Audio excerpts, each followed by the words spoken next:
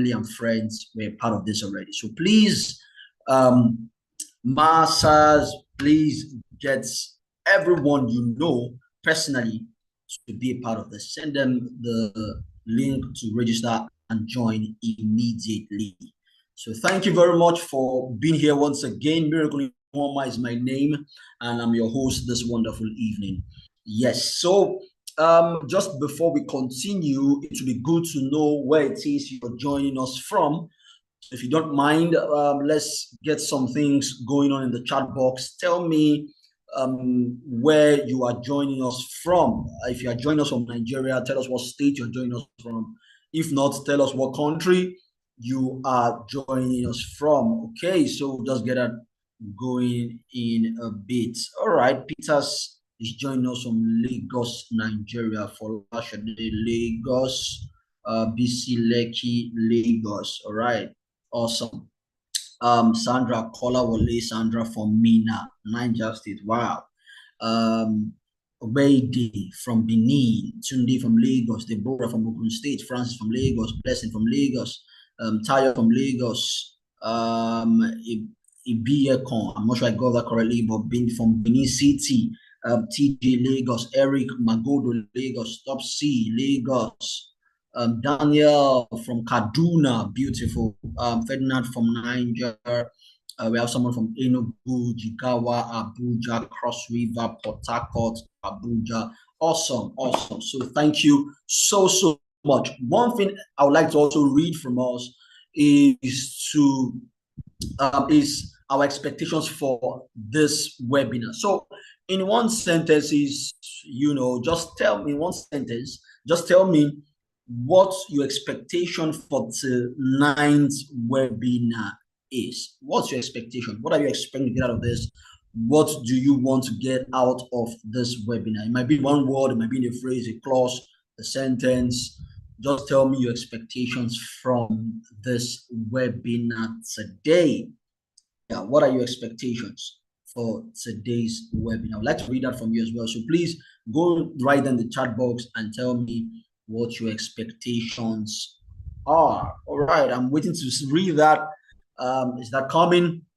I'm going to read that right away from every one of us. What are your expectations from today's webinar?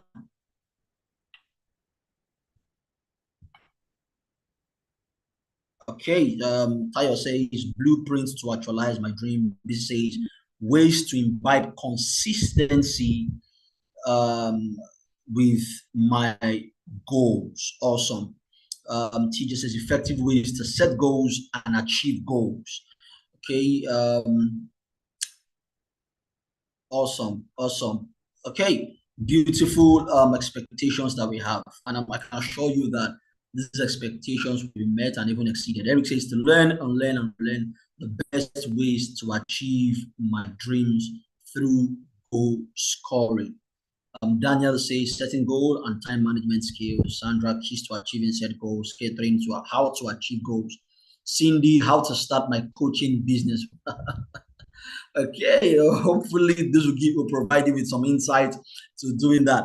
Okay, Abba says ways to implement multiple goals. Some expectations we all have, and I'm sure that your expectations will be met today. Yes, this is a webinar I've gone through, and even the main course, right, is something I've attended myself, and it was life transformative. It was really, really transformational, and it has really, really helped me to achieve my goals. Okay, but then somebody will be coming to share with us very briefly on her testimonial as to how she has implemented some of the things that were shared in her own time, or when she attended or took a part in the goal scoring class, and she'll be sharing with us, what she learned and how that has helped her to achieve her goals. Okay, so please tighten your seatbelt, and I like the energy coming in the chat box. Keep that going. Let's make welcome to other person, but for last Shade Adejori. Did I get that correctly? Yes, I'm hoping yes, so. you did. Good All right, evening. ma'am. You have the floor. Good evening. Good evening, Coach Miracle. Good evening, everybody. Good evening, ma'am. Like I was introduced, I'm Folashade Adejore. I'm 58 years old. I'm a mother of 3, grandmother of 2. I joined the goal scoring master class last year. Of course, I started with a free webinar and then went on to the paid class. And what actually instructed me joining was that everything, it was like I had plateaued. Actually, life was boring, nothing was moving. And I wanted more. I knew there was more and I wanted more. So I joined the free class. And, when the class was going on, I just knew that I must not stop at the free class. So I ended up doing the master class. And I'll say that majorly what I gained from that class was clarity of purpose.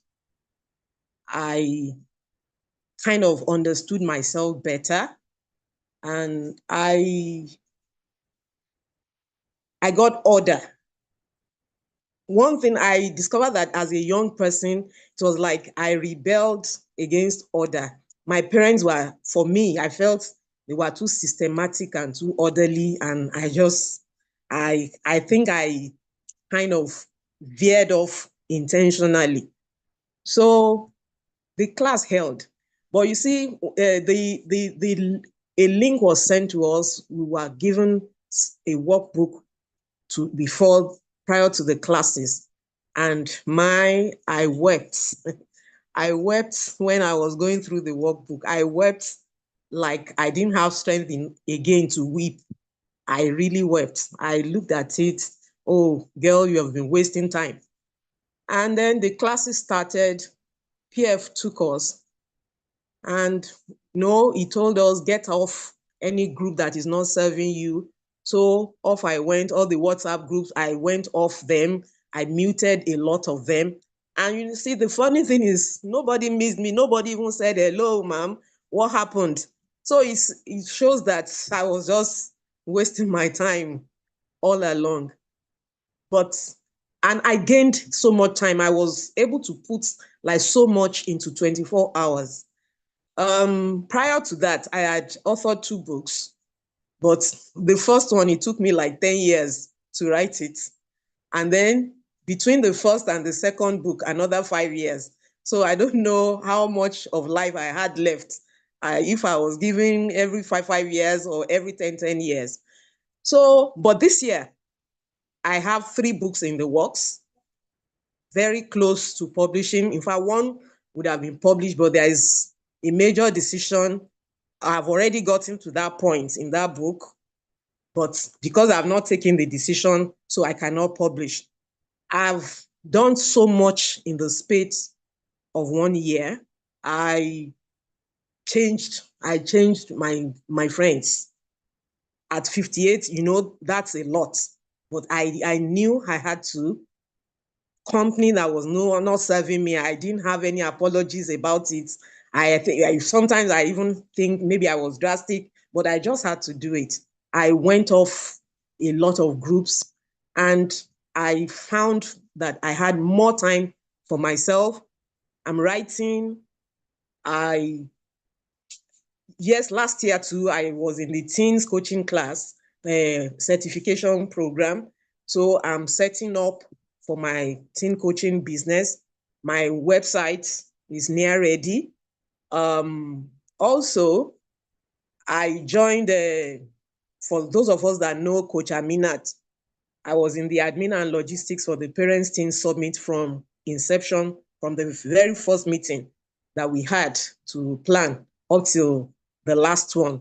So I've had a very fulfilling year, and that's aside my 8 to 4 o'clock that sometimes gets up to 7 o'clock, 8 o'clock.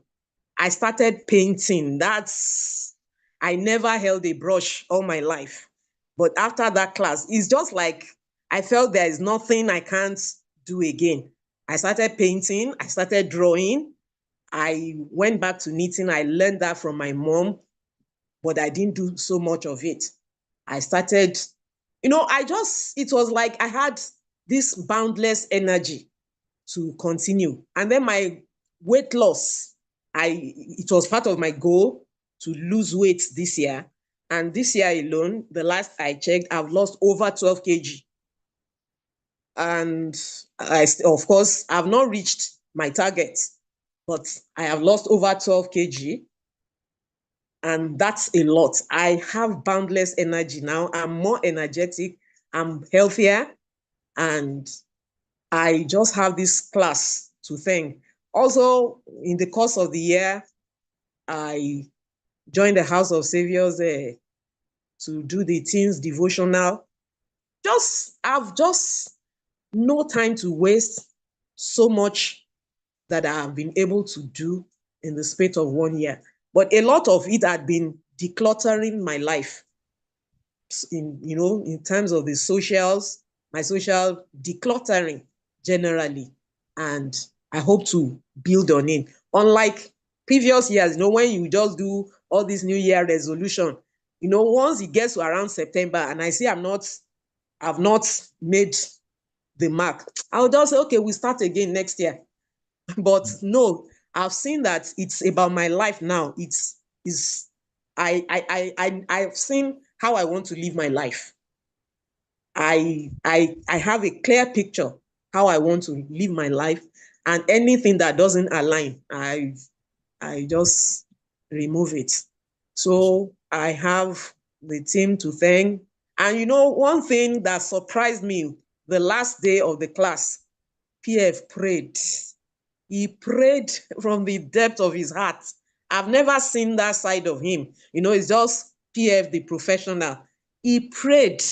And I said, this anointing must not waste in my life. And he kept saying something that if you're in your 50s, that for those of you that are in your 30s, in your 40s, maybe it's still a dog that is pursuing you. But for those of you in your 50s, it's a lion that is pursuing you. So I had that mantra, hey, it's lion that is pursuing me. I'm in my 50s. There is no more time. I must run. So thank you to PF. Thank you. Thank you. God bless you. Awesome. Thank you so much.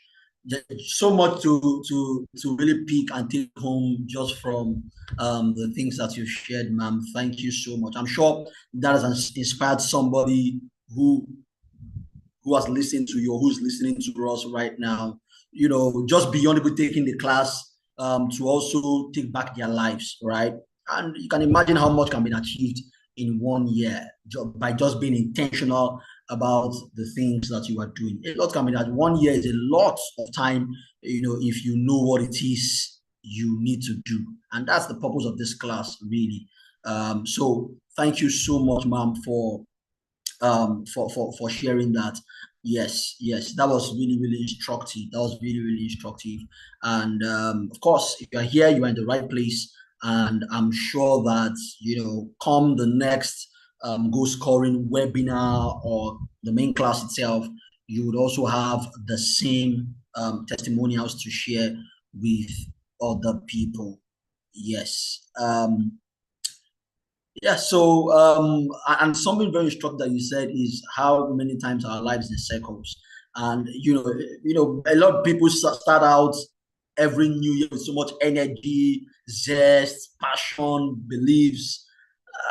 But by February, that energy begins to dwindle. By March, it's almost back to square one. When the frenzy of the new year dies down, it's back to square one. And then, by the time it enters September, we start going for Ember month prayers, and then by the time we get to December, we are going for Watch Night services, and the cycle continues over and over again, So this is what makes a difference, and this is what's going to make a difference for everyone who's listening to me today. Okay, yes. So in the next couple of minutes, we would be calling on the maestro himself to come and share with us very powerful things here tonight. But before then, I want to ask a question. and I will need a response in the chat box. And that question is, if you were guaranteed success, if you were not going to fail, if you were guaranteed that you're going to succeed in the next 1 year, what are those goals that you would like to achieve? If you are guaranteed success, if you are guaranteed that you are not going to fail, what are those 1, 2, maybe 3 goals that you would like to achieve? I want to see a few comments in the chat box just before PF comes up to teach. What are those goals you'd like to achieve between now and the next 1 year? By this time, October 2025, if you are not going to fail, if you are guaranteed success, what are those 3 goals that you would like to achieve? I want to see those comments in the chat box. And it's very interesting that a lot of people don't even know what they want. And that's where to start from. You need to have a clear picture of what you want. Okay, somebody says building my social media presence. Wow, that's interesting. Gelly Tech says to learn website design and graphics designing till I am too good. Okay, let's keep that coming. What are those goals, or what is that goal you would like to achieve if you are guaranteed success? Somebody says to build my own brand. Favor says to start a new business and get it running. Okay, but that's not specific enough though. What kind of business? Oge says to publish my first children's book. Soon to start a business. What business? Bujisola says having my registered asset management company. Beautiful. Joy says writing articles and making money from it. Beauty says build a hostel. Wow. Okay, that's interesting. Somebody says learning branding and hone my writing skills. Somebody says become president of Nigeria, make Nigeria a first world country. Now that cracks me up a bit. Okay, awesome. Somebody says to have a 200 to 500 members in my new church plant, be a proficient software engineer. Beautiful. Jesus says building apps for top clients. Ambassador says I would like to become a millionaire, build a digital marketing agency, and get my first car. Awesome goals we have there. And like I said earlier, this is what you need to get it going. The first step is to know exactly what you want.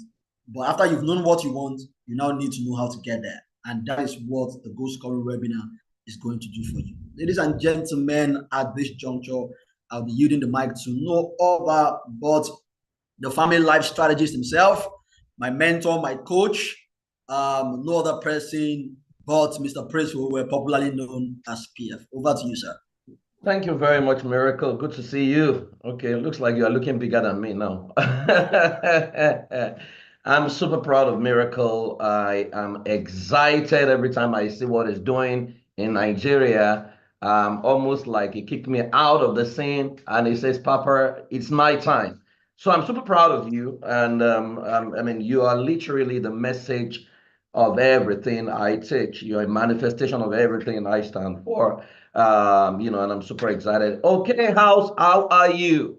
Okay, if you're ready for tonight's session, can you type yes, yes, yes, yes, yes? I'm going to give you a simple assignment almost immediately. Let me see. Let me feel the fire. Okay, someone is asking for the YouTube link. Please share the YouTube link at me. Okay, looks like you guys are ready. Fantastic.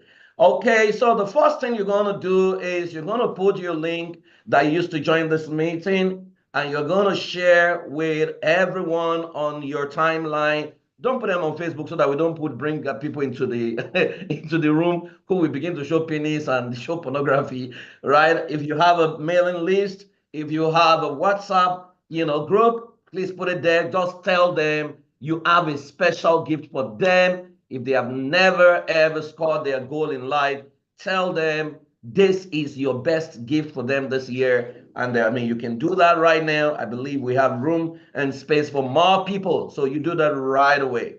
Okay, so I am just going to spend about 90 minutes with you. I believe I should be able to do this in 90 minutes. And depending on how fast you respond, I will take a few questions at the end of the session. But I want you to don't be in a hurry. Don't run anywhere. This is once in a lifetime opportunity. I hardly facilitate classes like this anymore. because we've moved into bigger things now. But then I still make it a point of duty to come and do this every year. And I'll share some of the amazing testimonies. Thank you very much, Mama, for your testimonials. I love it. I love it because you have again proven that some things are achievable if we choose ourselves. A lot of the people on this call have been choosing other people outside of themselves. And you're going to learn what it takes to move your life from your dreams to reality. I've seen some of the goals you guys want to set. Someone said, I want to grow my church to 200 membership. That's very cheap. It's very easy to do, right? I can even achieve that within 2 months, of proper strategy. If you have the right team, you only need maybe 5 to 10 people to scale any church to 200. The only problem is that when the people show up, the strategy to retain them is another ballgame entirely, right? And so I always ask, are you ready? Okay, so invite your friends, invite your families. Now, at the end of this class, you will have discovered 5 things. One, differences between the goal setting and goal scoring.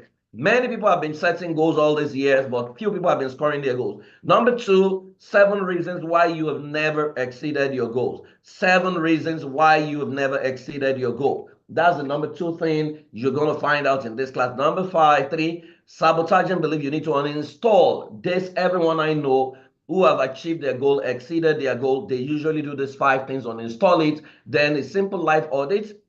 Then I'll share with you a goal scoring framework that will deliver exceptional result by mid-year. When I say these things, people look at me, and because they've been promised all kinds of things, and it looks like, oh, maybe it's another cliche. It's not a cliche. We have quite a number of people with amazing testimonials. So the first thing I need you to do, if you're watching football match, Arsenal versus Liverpool, for those of you who are half here, half there, the match is almost over. The score is likely going to end at 2-2, right? I'm not sure there's going to be any winner. So you can literally, shut your TV so that you can concentrate fully in this class. Okay, and then if you're on Zoom, please change your name to your full name so that we can. So I don't want any name to be Techno phone or iPhone 5, iPhone 6, or all those kind of things, right? I want your real name to be there. Now, I'm going to tell you a story, and it's a story I tell every year, that everybody would ask me, Praise, how did your journey into goal scoring get started?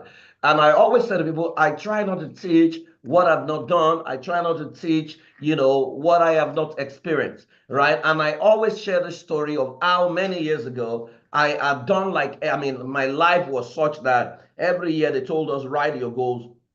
I wrote the goals, take it to church, lift it up to heaven, and pray over it. And then you do that year in, year out. That was what I did. Now, if you are here, that is what you have been doing. You pray, you write your goals, you take it to church, you lift up to heaven, you pray over it, you leave it somewhere, and then at the end of the year, you have not achieved that goal, you write another one. If that was you, that because that was me, can you type 1 into the chat box? Type 1, let me see. Maybe there were people who used to be like me. That was what I used to do. Okay, Beauty, thank you very much. Okay, we have people like me here. That's what I was doing until that year. I got into church. I was in Daystar. My pastor had said, lift up your goals. I want to pray over it. And as I was about to lift my goal up to the heavens, I had the voice say to me, did you achieve your goal last year?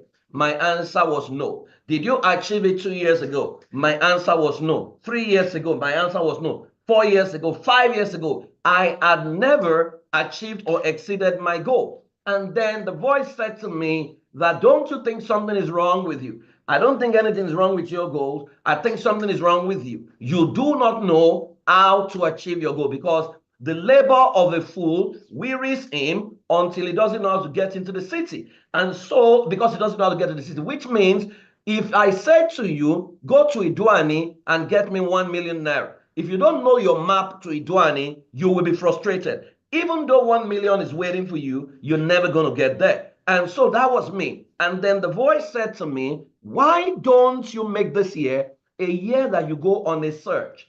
And so if you go on a search, go look for people who consistently exceed their goals and find out what they do differently. And then you can replicate what they do and see if your life will change. And so the first 6 months of that year, I literally reduced all my goals to is my year of deep search. I remember clearly that my church had declared it our year of something, like I can't remember what they declared it as, but it was a year of taking territories, I remember, but I had put in, it's my year of deep research to find answers. And so I left church, and from January, I began to identify people that I know who exceeded their goals consistently.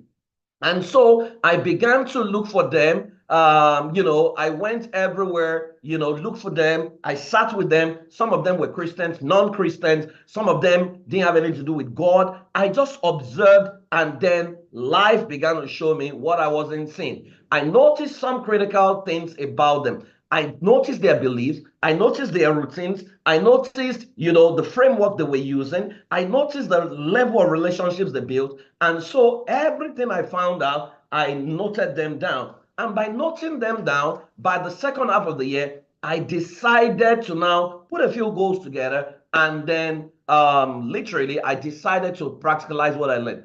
In 6 months, I had exceeded my goal, the original goal I set for the year. Then I saw how easy it was, because part of the things I discovered about them was that they were not in too many groups. And here was I in so many groups. I was in almost every group, functioning in every group. And so I went to uninstall myself from every group that has not added value to me. Some of those groups that are alumni groups, that all they talk about there, they show people's boobs, they show people's backside, funny things. I excused myself from all those secondary alumni groups. I had some fellowship groups that I belonged to. I excused myself from them. I reduced totally my exposure to WhatsApp groups and some of those groups to the groups that actually make a lot of sense to me and that I can measure their impact in my life. And so that was a turning point for me. Then I reduced a lot because I saw what I needed to cut down. I saw the mistakes I was making. Part of the mistake I had made was that I would set a financial goal, but then all the people I'm listening to are pastors.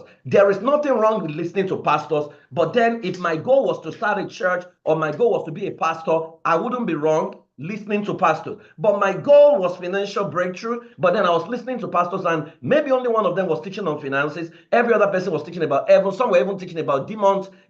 I don't want to be demonology. I don't want to go for demons meeting. Why am I listening to demons that want to kill me? That literally paralyzed me, because I spent my life thinking about fear, thinking about someone wants to kill me, the enemy. There is no way you can be productive. There is no way you can be innovative when you are living in the spectrum of fear. When you are fearful and thinking of, oh, they might want to kill me, village people there is no way you can scale to the highest level you needed to get to. So I had to uninstall all those things. And by doing that, my life totally transformed. And then the following year, I got a couple of people and I decided to teach them what I know. And then some of them, I tracked their result. I realized I changed their lives, next year, the following year after. And that's how we've done goal scoring ever since. Now, you can see me. I have, I live in the US.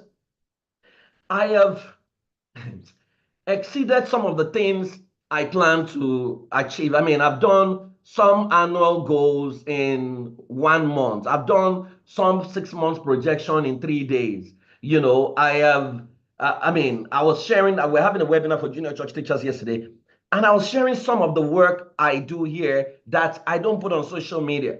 And everyone was shocked because of the intensity of some of those jobs and what I charge to do some of those jobs. I've created some of the groundbreaking innovations in Nigeria and beyond Nigeria. So if there's anyone you should listen to, I think I'm qualified to be talking to you, right? And so I wanted to pay close attention to what I'm sharing with you. So I wanted to meet Yinka Adewumi. I don't know if Yinka is here, right? Yinka, was tracking her life because she attended the same goal scoring, and then she took the main class. And so she was saying that the goals scored in the first half of the year as a result of tracking her routine and ritual, where the things, so you can see literally everything she achieved in 6 months, right? She totally blew her numbers beyond her wildest imagination.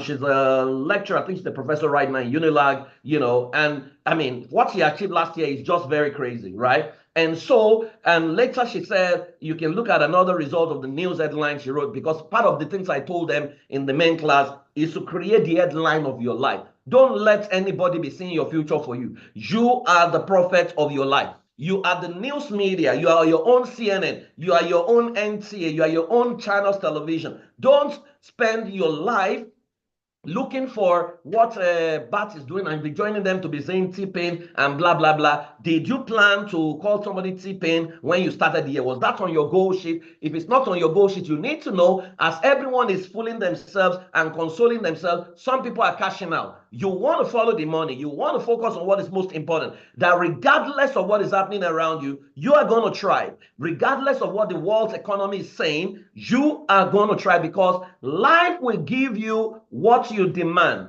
Life does not give desires. Life gives you your demand, and your demand must be intentional. And if you are focused on your demand and you consistently knock on the door without distraction, you will exceed your goal. We have said that when people talk about distraction, my mentor will always say that a distraction is an attraction that sidetracks you. A distraction is an attraction that sidetracks. That for it to distract you, it must attract you. So you say to yourself, I want to read 30 pages of a book today. And you set out to read the book. And all of a sudden, they show you some girl, on Facebook who creates content, and her breast is bouncing and is bouncing. And as a guy, before you know it, you are looking at the girl and you are totally distracted. And then the next video shows up and there's some guy who is recording a knocking video to say, oh, let us see, if you do it well. We are shooting. Before you know it, 1 hour of your life wasted simply because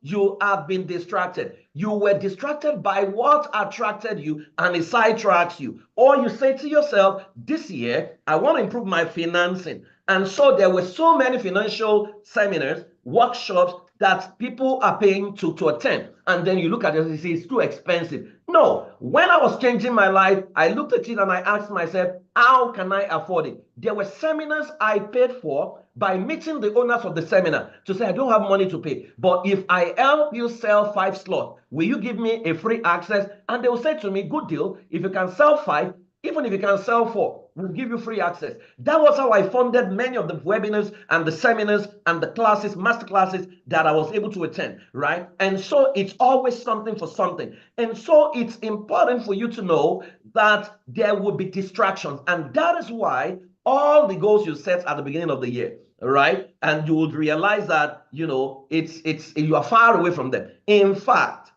one of the things I always say to people is that you've got to create your own year. By the time we're done in classes, I always tell them, don't let anybody tell you it's your year of harvest. You decide based on what you can see about your life, what year is it? So last year, some people said it's a year of networking, it's a year of personal development, because your result, empirical data will show you that you cannot be harvesting when you have not sown. So if I ask all of us at the beginning of the year, many of us declare it's our year of taking over. It's your year of multiplication. It's your year of,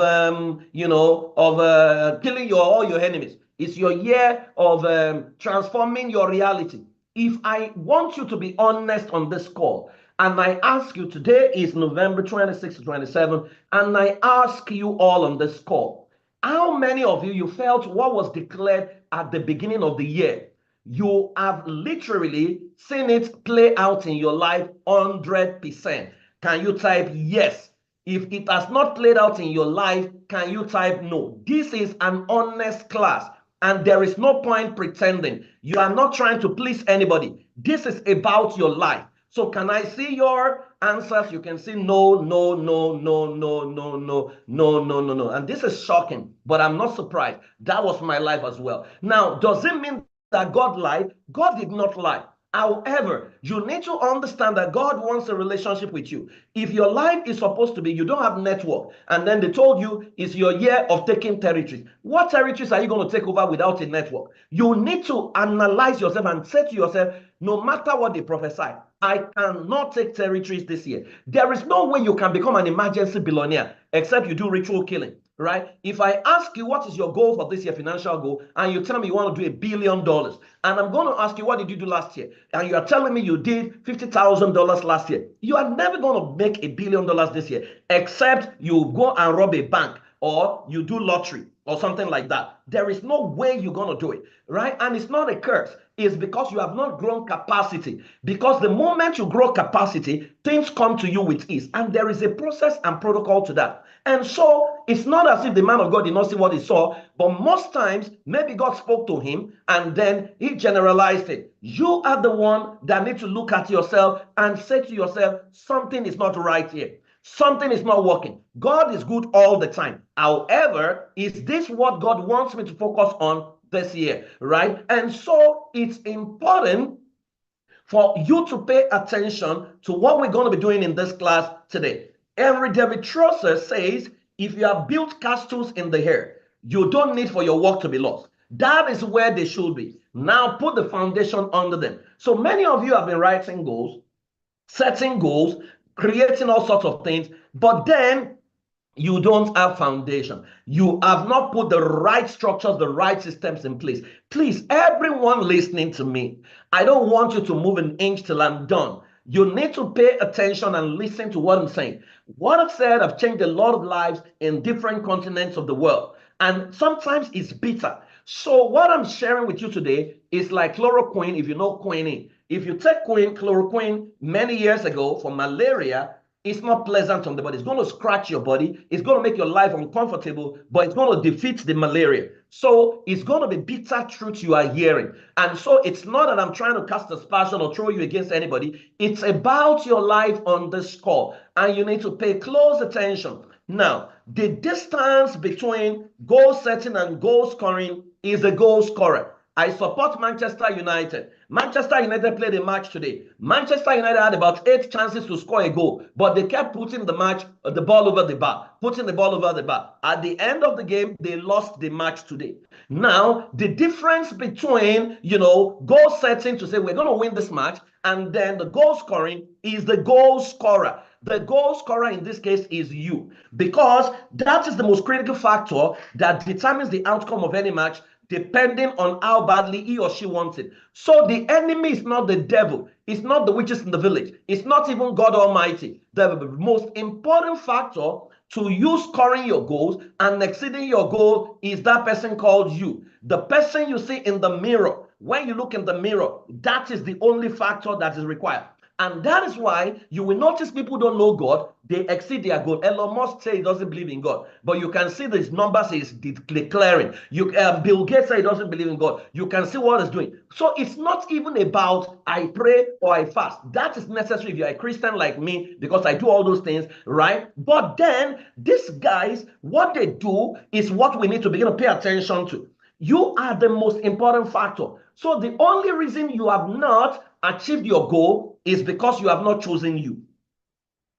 I put it to you that many of you have chosen other people, you have chosen your family, you've chosen your friends, you've chosen your pastor, you've chosen your imam, you've chosen your alumni group, you've chosen every other person except yourself. So instead of keeping your focus on your life and moving in the direction of what you want, your time is shared, your life is shared. You have made full-time somebody else's, you have made full-time what should be part-time, you have become full-time of somebody else's thing instead of becoming full-time of your own. So when people talk about full-time ministry, I always tell people I'm on full-time ministry. My life, my work, my job is my full-time ministry. You can't convince me otherwise, because ministry is service. So you cannot be telling me God doesn't like me, God is against me. No, God's not against me. God loves me, and that I know so well. So the assignment is given me, which is part of what I'm doing today. It's my full-time. Yesterday, I took 2 classes. Each of those classes were 2 hours. Right? And I have taken a class today already. This is my last class for today.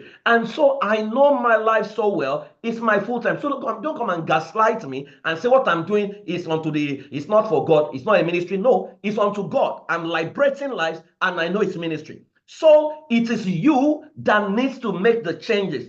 Too many people are simply interested in their goals. They are not committed to it. Without a clear commitment to the strategy and the condition that can deliver your goal as the mere wish. So let me ask you today, all of you on this call, are you committed or are you just interested? Can I see your answer on the chat box? Are you because before now you have been interested, you are not committed to your goal. Are you saying from today you are going to be committed to your goal, you're going to be committed to your life If you are that person who's saying, I'm going to be committed, can you type, I'm committed, committed, committed? Let me see you type it on the chat box. You need to understand that this is where the rubber meets the road. And that is where the changes are made. Because at the end of the day, if push comes to shove, you have been the one that must make these changes. Because at the end of this class, or at the end of the 3-day masterclass, goal scoring masterclass, you are the one that will be left alone. Nobody, praise will no longer be there, except my voices and what I've taught you. You are the one that must now say, you know what, when that friend comes and say, let's go watch this thing, and you're saying to them, I'm sorry, I would love to go, but I can't go right now. Say why? I have not finished my to-do list, right? Someone comes and says, oh, praise, let's do this thing. I'm sorry, I have not finished my Science of Getting Rich. All my mentees, they read Science of Getting Rich, they finish it every day for like 1 year, right? And all of them have massive changes by the 6th month, right? And that's a 2.5-hour book that you have to finish every day. So when people are coming and say, have you watched this new movie that they just released? Oh, Yoruba movie. You're saying, I'm sorry, I'm watching a movie already. The Science of Getting Rich. And they're saying, your own is too much. No, because your numbers will eventually show that you are committed to your life. Okay, the Science of Getting Rich, as well as D. Wattles, right? And so the first thing we're going to do is we're going to do a short audit. Now, I want you to look at this diagram in front of you. And we're going to start from your potential. If I give you a blank check today, and I say to you that you should write, if all your dreams can come to pass, what would it look like? Can you write it down on your note? If your dreams could come true now, that your life can become a reality, the life you want for yourself, the you that you see in your dream, the you that you see when you are alone, the you that you see when nobody's there. If it comes, if I can give a blank check to write it down, what would it look like? Can you write it down in your notes right now? I mean, I want you to describe it elaborately. Maybe you are a billionaire or something, or maybe you own a conglomerate, or maybe you own the world's leading tech company or something. What would it look like? Can you write it down in your note? Let's see. If you are done, can you type done? You have written it. Can you type I'm done if you're done? Okay, I'll tell you the next thing you need to do. Okay.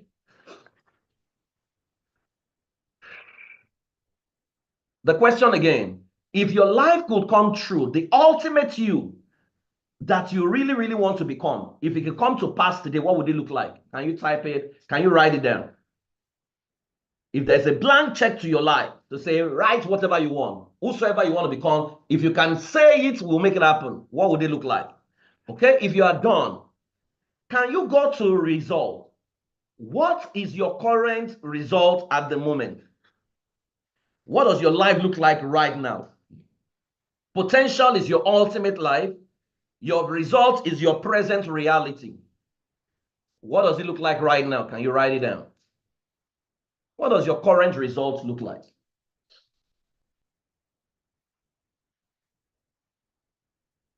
Now, if you have looked at your current result, if you have written it, I want you to look at the life you want versus the life you are living.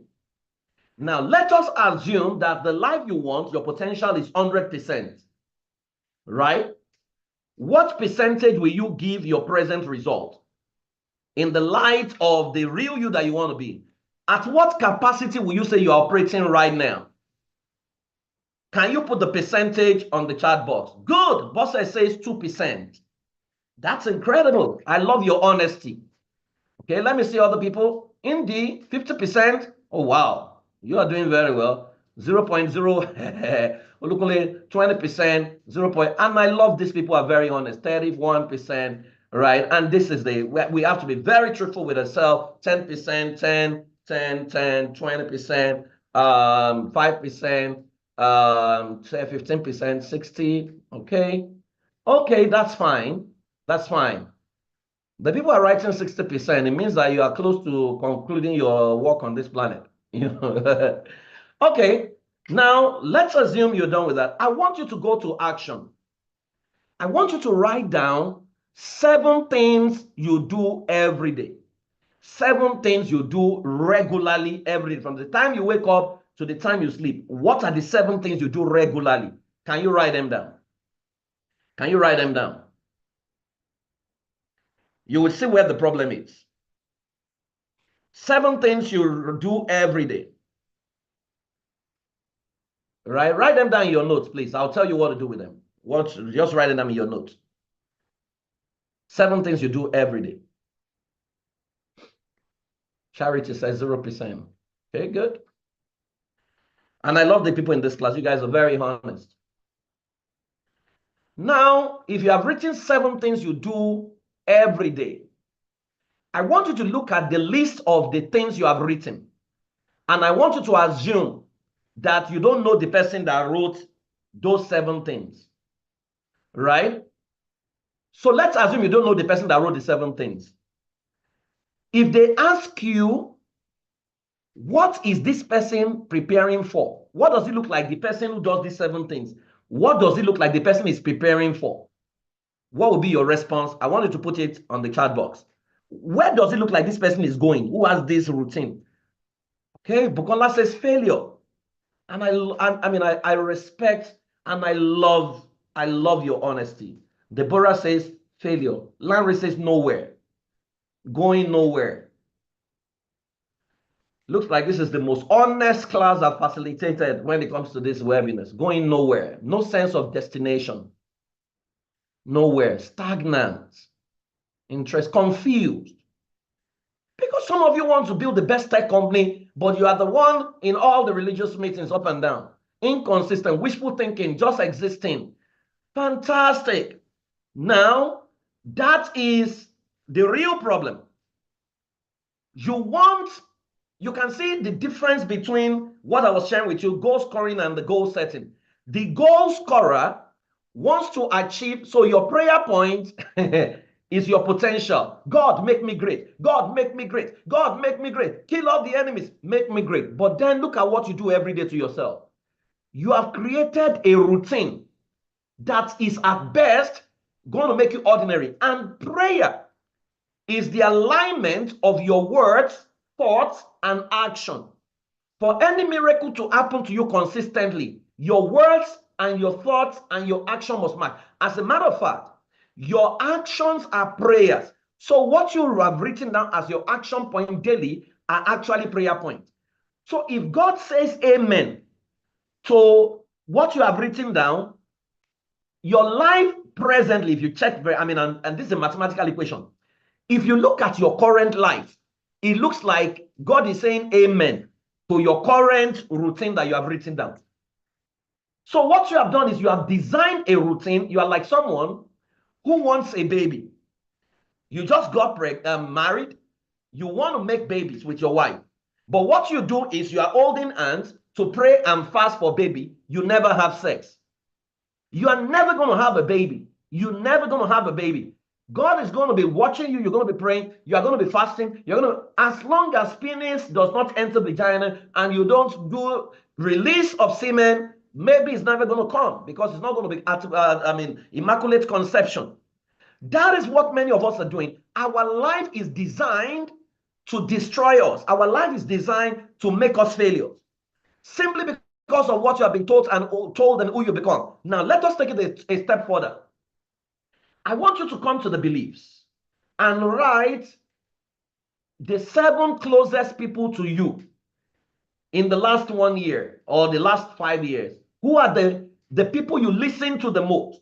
The people who are closest to you the most, right? Can you write a list? Maybe your mentors, it can be your pastors, it can be the people you listen to on social media. The 7 people you listen to the most, that you spend most of your time listening to, consuming their materials, watching them, talking to them. They can be your friends, they can be your mentors. Can you write a list of the 7 closest people to you, or the people you have listened to the most? 7 of them.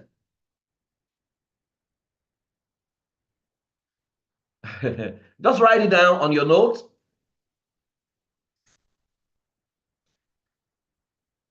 Now I want you to look at the list of the 7, and without any emotions, ask yourself a simple question. which of them do you think has the capacity to take you to your potential? If you continue to spend time with them, if you continue to listen to them, if you continue to consume what they are saying, which of them, how many of them, of the 7 people, do you think have the capacity to take you to where you really want to go? I want to see your answer in the chat box. 3 of them.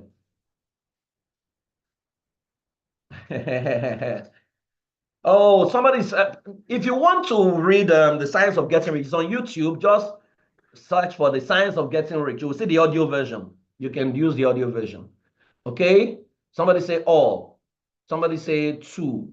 None of them. You need to be brutally honest with yourself. All of you saying all, if they can take you to your potential, you should be there in your potential, because that is assuming that these names that you have, they are already living in that future that you want to go to. Okay? Because the people you listen to are the ones that form your beliefs. Your beliefs is what produce your action. Your action is what produce your result. Your beliefs is what produce your action. Your action is what produce your result. So where many of you, so for those of you who says, you know, your results presently look like 0 or 2 or 10, if you think your beliefs are right, then usually, ideally, you should have created action that should lead you to your potential. So this is what is happening to you. This is what is happening to you. Victor, I mean, you don't have to feel bad, right? It's okay. Aha. Now, okay, good. You started with some of them this year. Fantastic. This is what is happening. Some of you, what is defeating you is your beliefs. Let me tell you my life. Many years ago, I had the opportunity of meeting someone who had the potential to take me in the direction of where I wanted to go. You know why I did not follow him? There was a belief in my head that says he's not born again. There is nothing an unbeliever can teach me. That's one of the most sabotaging beliefs. And who planted that belief in my head? Somebody I used to listen to a lot, who says there is nothing an unbeliever can do for him. But the same man who says there's nothing an unbeliever can do for him, you know, I see him fraternize with the so-called unbelievers. I see him do business with them now. And so I took in what he said. And that made me not to follow someone who was running a meeting that I really, really needed to become who I needed to be. Right? And so that set me back for like 5 years. By the time I will have that opportunity again, I had uninstalled that belief. And so I was able to do what I needed to do. And I spent 4 days in class with that guy, and it totally changed my life and my perspective. So you would realize that some of the people that you are listening to, even though they are teaching you a lot of things that sound right, many of them are positioning you to be enslaved to them. They are not pointing you to yourself. They are pointing you, to them. And how do you know when you get to the point that you can't do without listening to a particular person all the time, that you are already captured? Now, if the person means well, it's not a problem. But wherein you notice that after 5 years of listening, your life has not gotten to where it needs to go to, something is wrong with what you're listening to. And so your life is supposed to start by you asking, where do I want to go? Your potential.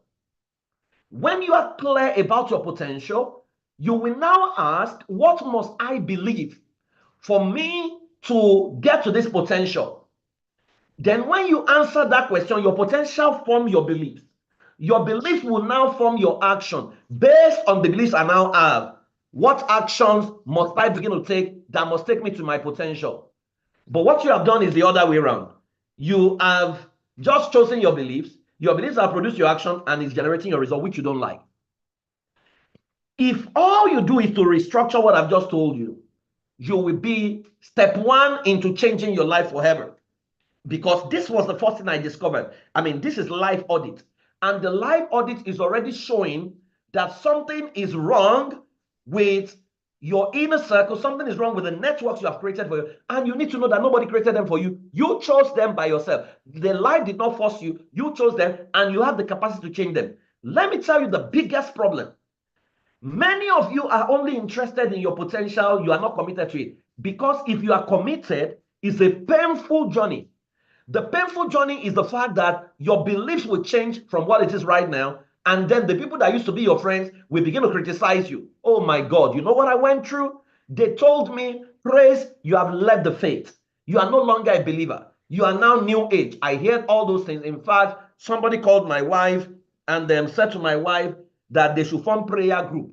That because they perceived that I had backslidden, I am no longer in the faith. And my wife said, there's nothing wrong with my husband, though. He prays in the house. Maybe he's no longer religious publicly, but if my husband is very spiritual, right? So there were people pulled away from me, and it was okay. But you see, the moment they pulled away from me, new people occupy those spaces. And the people that occupy those spaces are quality people, because I now knew rules of engagement. Let me tell you, if you live in Nigeria and somebody says to you, part of the fundamental belief in Nigeria is that you don't need a man. You don't need a man. You only need God. Let me tell you, that belief is wrong. If you live in a third world country, you will need a man. You will need a man. You will need a man. God is not coming down to give you breakthrough. You will need a man. And if you will need a man, you will need to understand rules of engagement. I can't teach that here because that will take our time. I'll teach that in the main class. Because there are three triad of relationship you must master. If you live in Nigeria or any part of the world, if you master those three, you will understand that life doesn't work in the spectrum of right and wrong. And that is why the people you hate are the billionaires. The people you love, you know, some of them are billionaires and they relate with the people you hate. And you're like, what's happening? Why is it okay, man? And you justify them. So you need to understand that it's about your life. So something is clear from this, that your life is not aligned to favor you.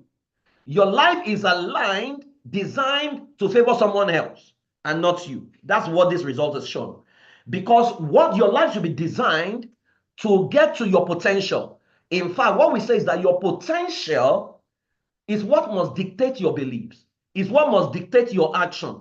So the actions you must take is not what you like, it's what you need to do to get to this. And sometimes it can be painful. Let me tell you, I hate to go on the road to do 10,000 steps every day. I hate it. But guess what? 6:30 a.m. every day in Dallas, I'm on the road to go and do my 6,000 steps early in the morning. Whether it's snowing, whether it's raining, whatever is happening, except there's natural disaster, I hate it, but I have to do it. Because champions have learned to do what they hate to create what they love. Champions are people who have learned to do what they hate to create what they love. So my routine is not, it's not pleasant, it's very boring. But my routine is producing my result, right? And so I would share with you the 7 common mistakes I've come to realize that you are likely making, right? Based on what you've just done. Number 1 mistake many of you make is lack of self-audit and awareness, which is the task you just did right now. You did your life audit and it showed you clearly that 1, your routines are wrong, 2, your networks are wrong, and 3, you are producing the result that is in congruence with the routine you have created, not the one you really want. So your life is designed to go against where you want to go. Lack of self-audit. That's why we say that a life that cannot self-examine is not worth living. Many of you don't self-examine. You should be able to ask as a human being, I wanted to eat this target, I didn't eat it. Why didn't I eat it? You should be able to self-examine and be able to give yourself honest feedback, brutal honesty, to say, you know what? I asked myself, I looked at the list of the people I listened to. Out of 10, 9 were pastors. And I had no plan to be a pastor, even though I do a lot of businesses with churches. That's not the only people. I had no plan to be a pastor. I didn't want to start a church, but 9 out of 10 were pastors. So I reduced them to 2 pastors and I changed the rest.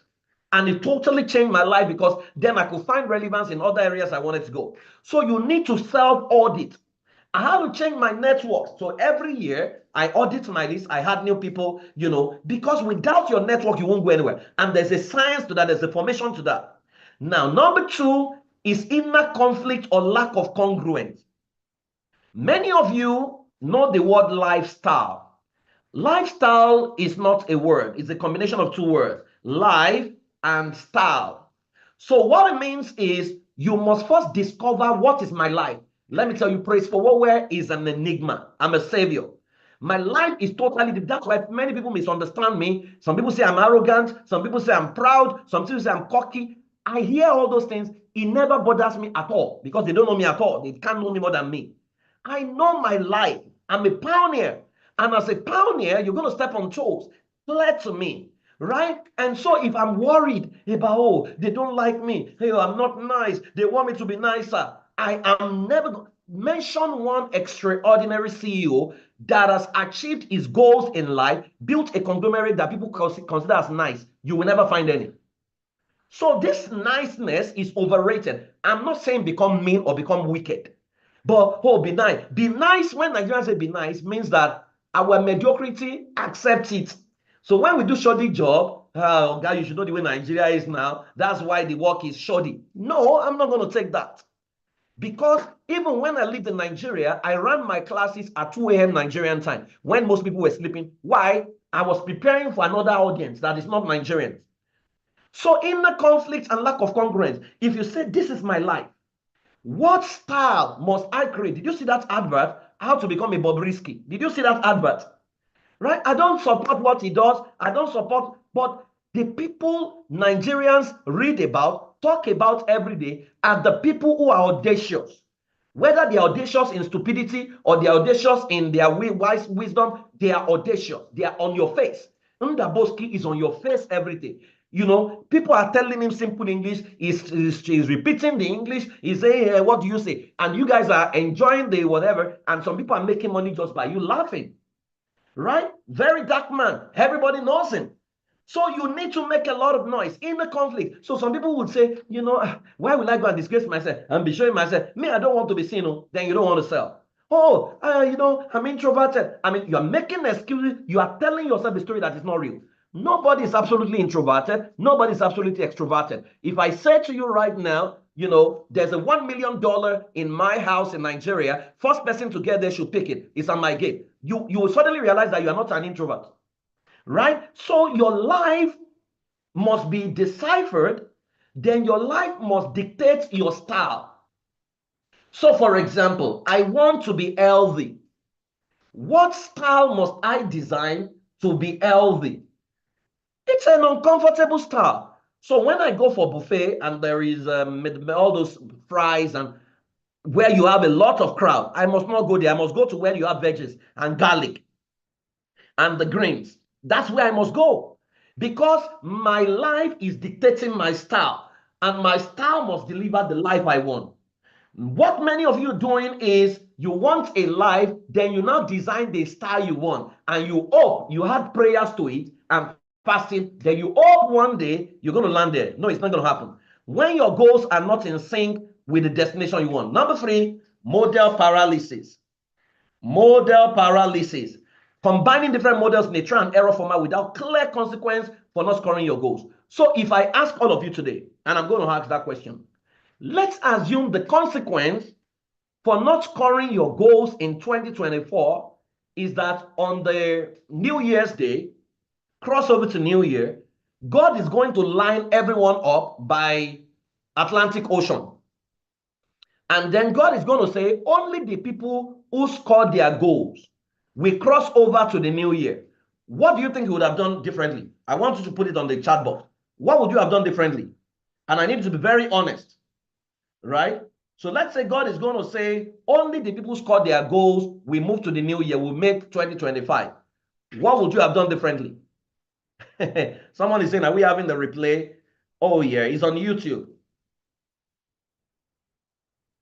Let me see. What would you have done differently?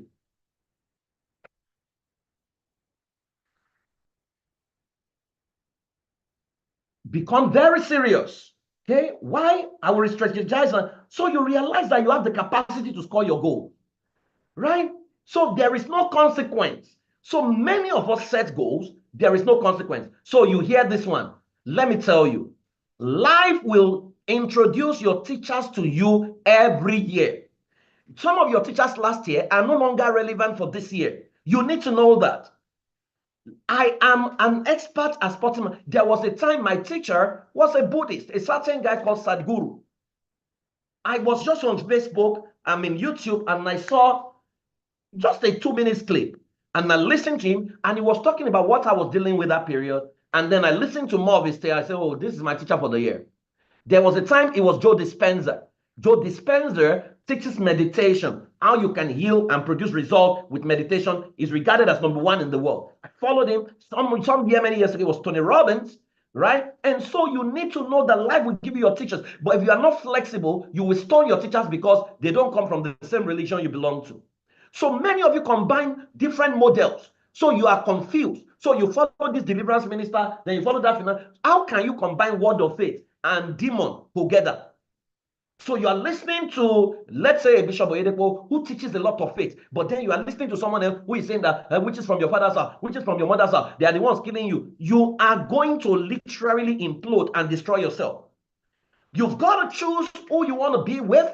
If you want to be a positive thinking person, divorce yourself from negativity.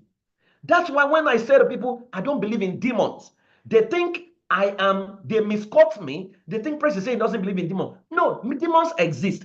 The same way lions exist in the jungle. But how am I supposed to be afraid of lion is killing elephants in the jungle? I am not in the jungle. The same way, people talk about demons, but I have not seen anybody go for demons meeting and come with selfie and took a picture. All the things we are hearing are hearsay. And I cannot live my life based on hearsay. So when I say I don't believe in demons, it's because they don't show up on my radar. I have many positive things to achieve in my life that I don't want to be bothered. I have lived in that realm before where my life, demon wants to kill me. It destroyed me. I don't want to be there anymore. I became depressed, right? And so model paralysis. You've got to divorce yourself. So anybody saying anything negative around me right now, I have zero tolerance for them. And so that takes me to #4, hype-induced learned helplessness. Repeating the same thing that has never delivered a result, yet unable to question the model or change. Sometimes the year declared may not be relevant to you, and the mantra declared may not be relevant to you. Oh, say after me, this year is my year. I will have or exceedingly breakthrough. No, I am not going to have exceedingly breakthrough. I am going to have exceeding books and tapes and courses to take this year. I mean, it's like you are in 100 level university, and someone is prophesying.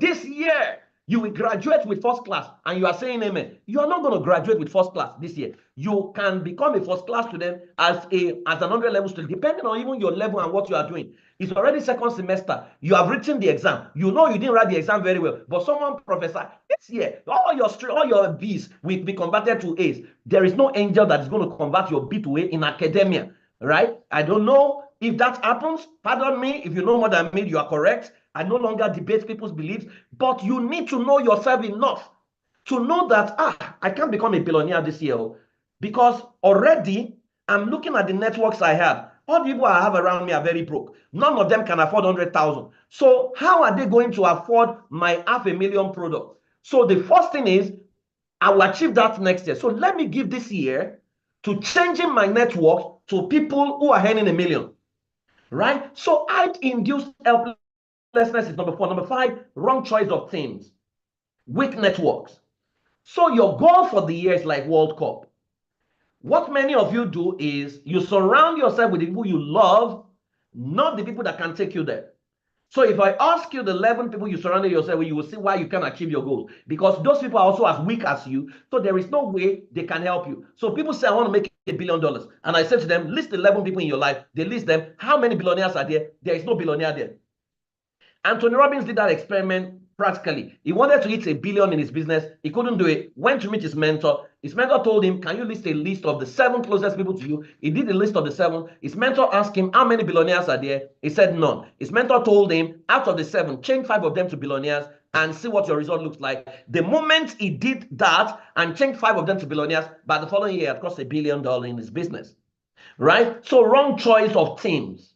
Weak network. So there are groups you need to uninstall yourself from today. There are people you need to take away from your life. You will still be greeting them, but they can no longer be in your inner circle. #6, not understanding the rules of engagement. A two-dimensional person can never win a seven-dimensional battle. Many of you live on the spectrum of right and wrong. It's either right or wrong. No, it's not either right or wrong. There are different shades. For example, if I show you the picture of a masquerade, egungun, what will come to your mind? Many of you will say, demonic spirit, demonic spirit. Hey, I cast you out in the name of Jesus. Are you correct? You are correct. But you are not totally correct. Because if I show the same egungun to the son of the man inside the masquerade, you call him evil spirit, the boy knows his father is doing business, he's going to bring money home that will pay his school fees. If I ask him, what is this masquerade to you? He will say, my means of livelihood. Because it's my father, that's what my father does for a living. Right? Is the boy correct? The boy is correct. Is the boy casting out his father? No. You are the one seeing a demon. But then, if I go to the third dimension, someone else looks at them, and I bring the egungun to a white person. And I say, what do you see? The guy sees something that looks like Halloween. He's going to go to the masquerade and take a selfie. He's not going to think it's a demon. So one person thinks demon, one liner. The second liner thinks it's a business. The third liner thinks it's culture. But there's another person who looks at it and say, I can make more money from this egungun. Let me study him more. Why do people hate him? How many people are not paying this egungun money? All the Christians are not paying him money because they think it's their money. So the guy says, let me create something else. I will invent this egungun. So he does the research and says, why do they hate him? He's always dressed in a funny manner. So let me change his costume and turn it to red and white. Okay? And what else? His voice is husky. Let me make it friendly and make his voice nice. What else? He's always carrying cane in his hand. Let me turn it to gift. So he removes the cane, put gifts in his hand, remove all those scary looking clothes, put red and white robe, and gives him white beard, right? Gives him red and white cap, right? And then trains his voice and calls him Santa. He's still the same man, right? What do you think will happen? The same Christians who say it's demon, demon, demon, they will not carry their children to go and see Santa. It's still masquerade they are seeing. It's just that this masquerade has been reinvented. So the person makes money on both sides, right? If you don't understand rules of engagement, you will consistently call unclean what God has called clean. God told Peter, arise, eat. It was God that said it was unclean in the Old Testament. Now he says, arise, and Peter says, but you know, I cannot take what is unclean. He's the one that calls it clean now. So many of you, there are people that have come into your life that you have stoned away because there's a belief in your head that say, if I follow this person now, I will lose my soul. I don't want to lose. How can you lose your soul in God? So it means you are a believer who is fearful. And so you get into a meeting, and the meeting, you are surrounded by guys who don't know God, but it's a business meeting, and you walk out of the meeting. I know some of you have lost opportunities that way, and I pray that God will give you restoration. You need to understand the rules of engagement. In Nigeria, for example, it is man, no man. You need to know people. And that takes me to number 7, choosing good routines that are not right for your desired goals. Choosing good routines that are not right for your desired goals. Your routines and rituals are prayers, and they produce clear outcomes. We've done that before. So the question is, which one of the 7 has been your greatest mistake? Can you type this on the chat box? Which of the 7 has been your greatest mistake? All right? Which of the 7 has been your greatest mistake? Okay, someone say, goodness, this Testimonial Masquerade and Santa is such an eye-opener. Good, I'm loving this. Which of the 7 has been your greatest mistakes from the 7 I've talked about that you think this is what I need to work on? I want to put your answer on the chat box, all of them. Good. There are 5 deadly beliefs you must uninstall, not install. Uninstall. There's a mistake there for you to successfully exceed your goal. Right? 5 deadly beliefs you must uninstall. The first belief you must take out of your brain today is that all you need to hit your goal is prayer. Guys, we must not stop praying. Right? We must not stop praying. I pray. The Bible says, he that believes my beliefs and think my thoughts and take my action shall do what I do, and greater work shall he do. He didn't say that praise alone. Nigerians, we love to pray, and we think God will just make it happen. Bishop Oyedepo said, any prayer that makes God absolutely responsible for your desire is an irresponsible prayer. So prayer is not all you need. Your prayer must align with your thoughts. It must align with your action. So you need to uninstall this. And so for some of you, You do too many prayer meetings. You need to choose just one in the new year and say, God is not dead. I'm going to pray maybe 1 hour. After 1 hour, I'm going to go and work.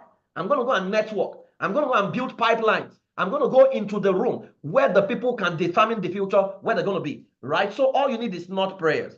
Number two, God is absolutely responsible for my outcome and my result he wants for me. So you hear us talk about, I thank God I am not where I used to be, even though I am not where I want to be. Why are you not where you want to be?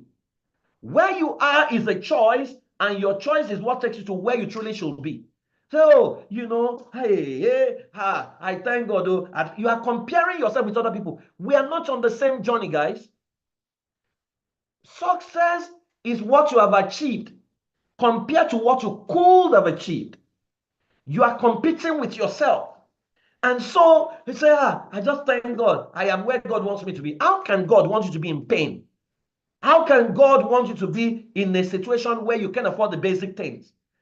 That's not where, if that is your life, you need to question your belief. You need to question everything. Don't let anybody gaslight you and make you accept that as a norm. Poverty is not God's will for you, right? Mediocrity is not God's will for you. Confusion is not God's will for you. Toxicity is not God's will for you. And don't ever think, oh, if I move away, I'm going to die. You are not going to die. Before you met those people, you were living, right? And so where you are may not be where you should be. You need to change it. Number three, you don't have to be desperate for you to achieve your goals, because if you appear before your time, you will disappear before your time. I'm sure some of you have heard that before. What is God's problem with you if you become a billionaire at 30? Will God have any problem with you? God won't have any problem. So who determines the appearance? These are some of the adage in Africa that have paralyzed people. Oh, so you are close to me now, you have come to me for mentorship, then I will say to you, be carrying my bag for the next 10 years. So if you carry my bag for the next 10 years, when will you start your own thing? I mean, there is an adage that says that if you spend 20 years to plan madness, when you win now, will you now be doing the madness? When will you do the madness? If you spend 20 years in madness, insanity practice in school, right? So that's why some of you, I told you, once you are 40, 50, thereabout, what is chasing you is no longer a dog, it's a lion. And the way you're going to run is going to be totally different. The decision you're going to be taking, if you are 40 and you are still fearful, you are still afraid, something is fundamentally wrong. God is interested in your success. So you need to be passionate about the outcome and sell shamelessly. You need to be desperate for your success. Be desperate for your life. Don't be passive about your life and watch life pass you by. And that takes me to number 4.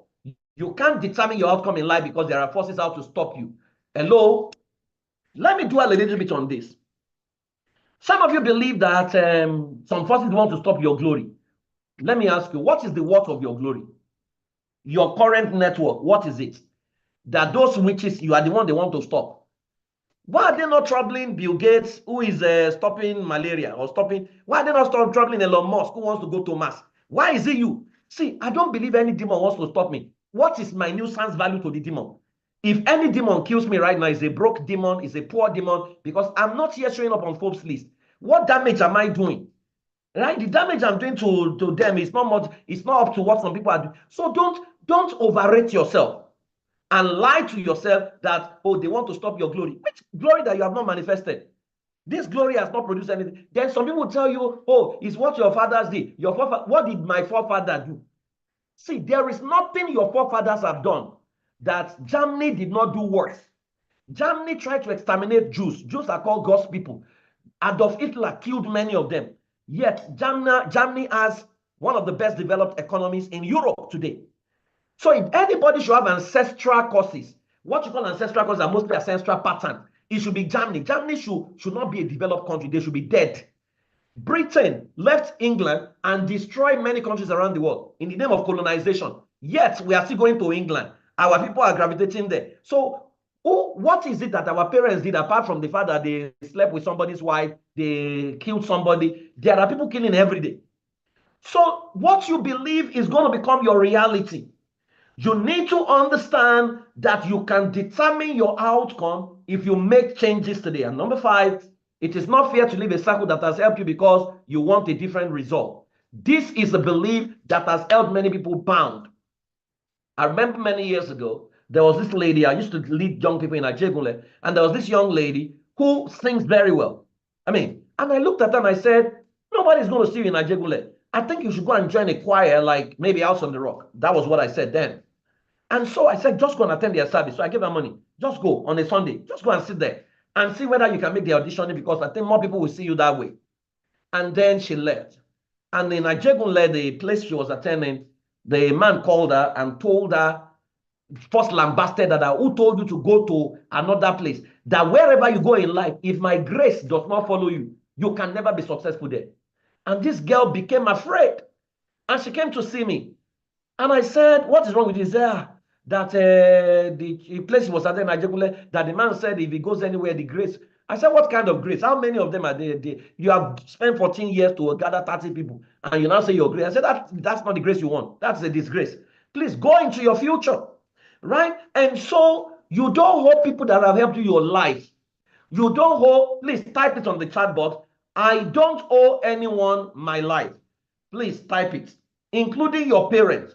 You don't owe them your life. You don't owe anyone. I need you to type it and personalize. I don't owe anyone my life. I don't owe anyone my life. Please type it. You don't owe anybody your life. If God has sent people to help you, you need to give them honor. But don't now turn your life and become a slave. Life should be continuum. It's a relay race. There are teachers sent to help you at a certain point in your life. When their job is done, you should move to the next people. You should move to the next. Don't sit down. Why are you not in primary school? Why don't you sit in primary school and say, oh, I love my primary school teacher. I must not move to secondary school. I want to stay in primary school. That is how life operates. So don't let anybody kill you and say, oh, you owe me my life. Oh, have you forgotten when you had nothing? I was the one that was there for you. Excuse me. I will give you honor. I will send it to you, but I don't owe you my life. Where I want to go, this is a passing, is a bus stop. It's not my destination.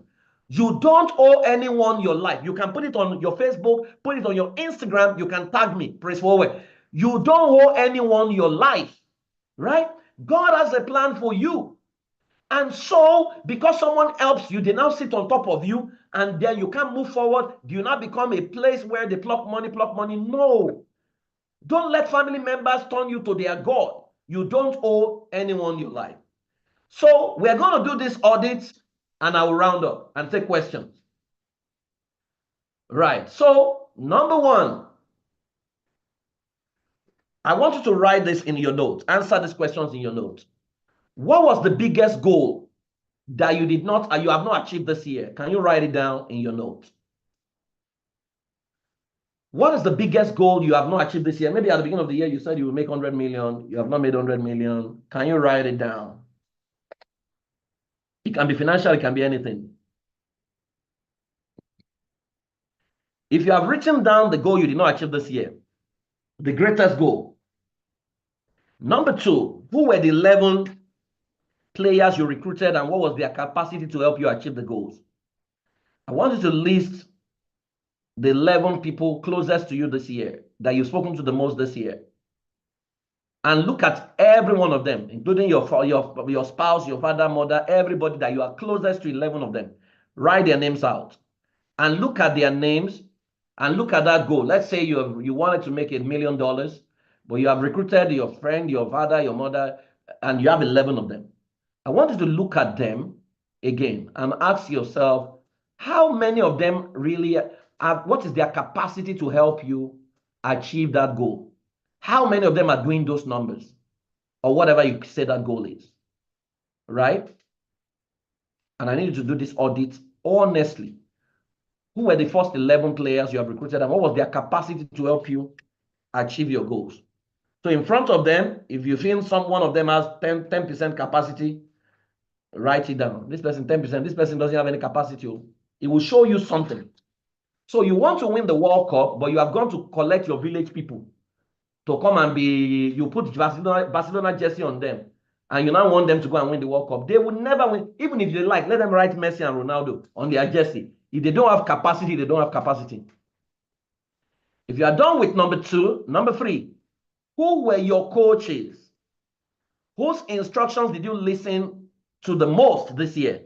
And was it tailor-made for your goal? So if you say you want to attend and make $1 million this year, or 10 million, $100 million, and then, but you have listened more to people who had nothing to do with investment, financing, business growth, business development, then you know that you have sabotaged yourself, because it means you have not chosen the coaches that is right for your goals. Number 4, what programs did you place yourself on to become who you needed to be to achieve the goals you set? Did you have certain personal development programs that was meant to grow you, grow your capacity to actually achieve what you wanted to achieve? This will show you exactly where the problem is. Okay? What program did you place yourself on to become who you needed to be to achieve the goals you set? Number 5, what beliefs did you have that kept you away from achieving your goals? What were the beliefs that you think kept you away? Oh, I need to take care of my siblings. That's a belief. It could keep you from achieving your goals. Oh, you know, I need to maybe sing in choir every time so that I can serve the Lord. It can be a good belief, but it can also be sabotaging, especially depending on how desperate you want. Oh, you know, if I leave my friends now, they'll think I'm too proud. That's a belief. So I want you to write the beliefs that you think really, really set you back. Oh, if I leave this man now, the grace will no longer follow me. It can be a belief, it can sabotage you. Please keep it, keep it, keep it, keep it. What beliefs did you have that kept you away from achieving your goals? What were your top 10 daily routines last year? And if they are prayer points, if you have written that already. If your daily routines were prayer points, what does it look like you were preparing for? For example, if you are married and you are having sex, you don't have to pray while having sex that God give us baby. If you're having unprotected sex, you're already praying that let us get pregnant. If you are going to the gym and carrying dumbbell and you are following exercise routine, you don't have to pray that God let six-pack come out. Six-pack will automatically come out because the prayer, your actions are prayers. Now, if you have to be brutally honest with yourself,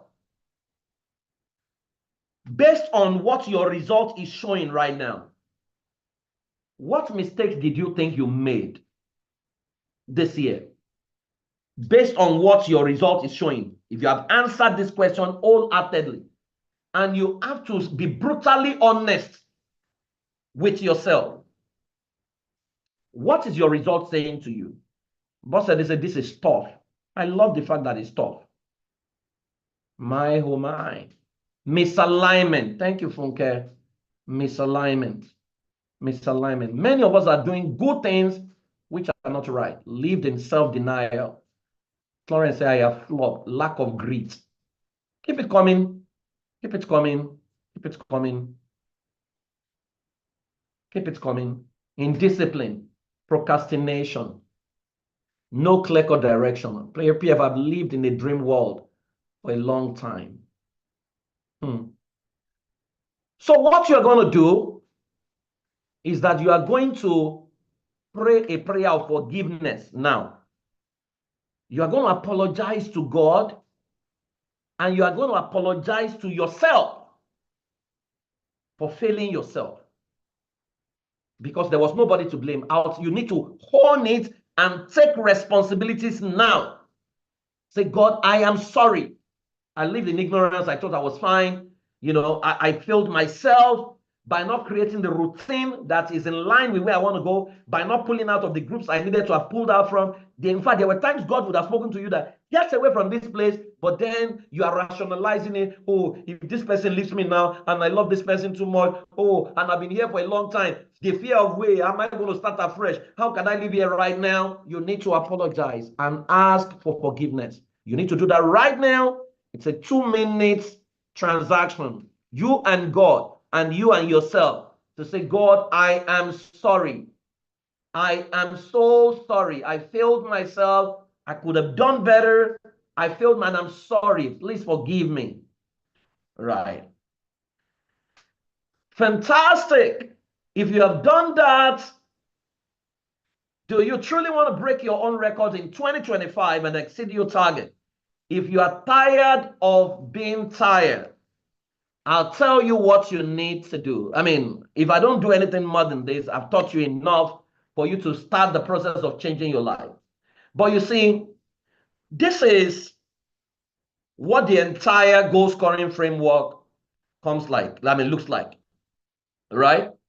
At the end of every year, I spend 2 days in class with people, 2 full days. But this year, my team is saying that we should make it 3 days. So what we're adding to this year's own is the fact that someone is going to do the economic analysis of the world and the sectors you need to pay attention to if you want to make extra money next year. And then someone is going to do your financial audit, right? So it's not just me that's going to facilitate the session. We're going to have 2 extra facilitators. But if you really, really want to, I told you my story of how I went on a search. These were the things I found out. The first thing I found out was that I didn't understand the season the world was in. So in the masterclass, 3 days, we're going to show you the season. We're now in the era of tribes and teams. So if you're still doing me, you're not going to go far. We're going to teach you how to understand the season and how to become a tribe and teams, how to build.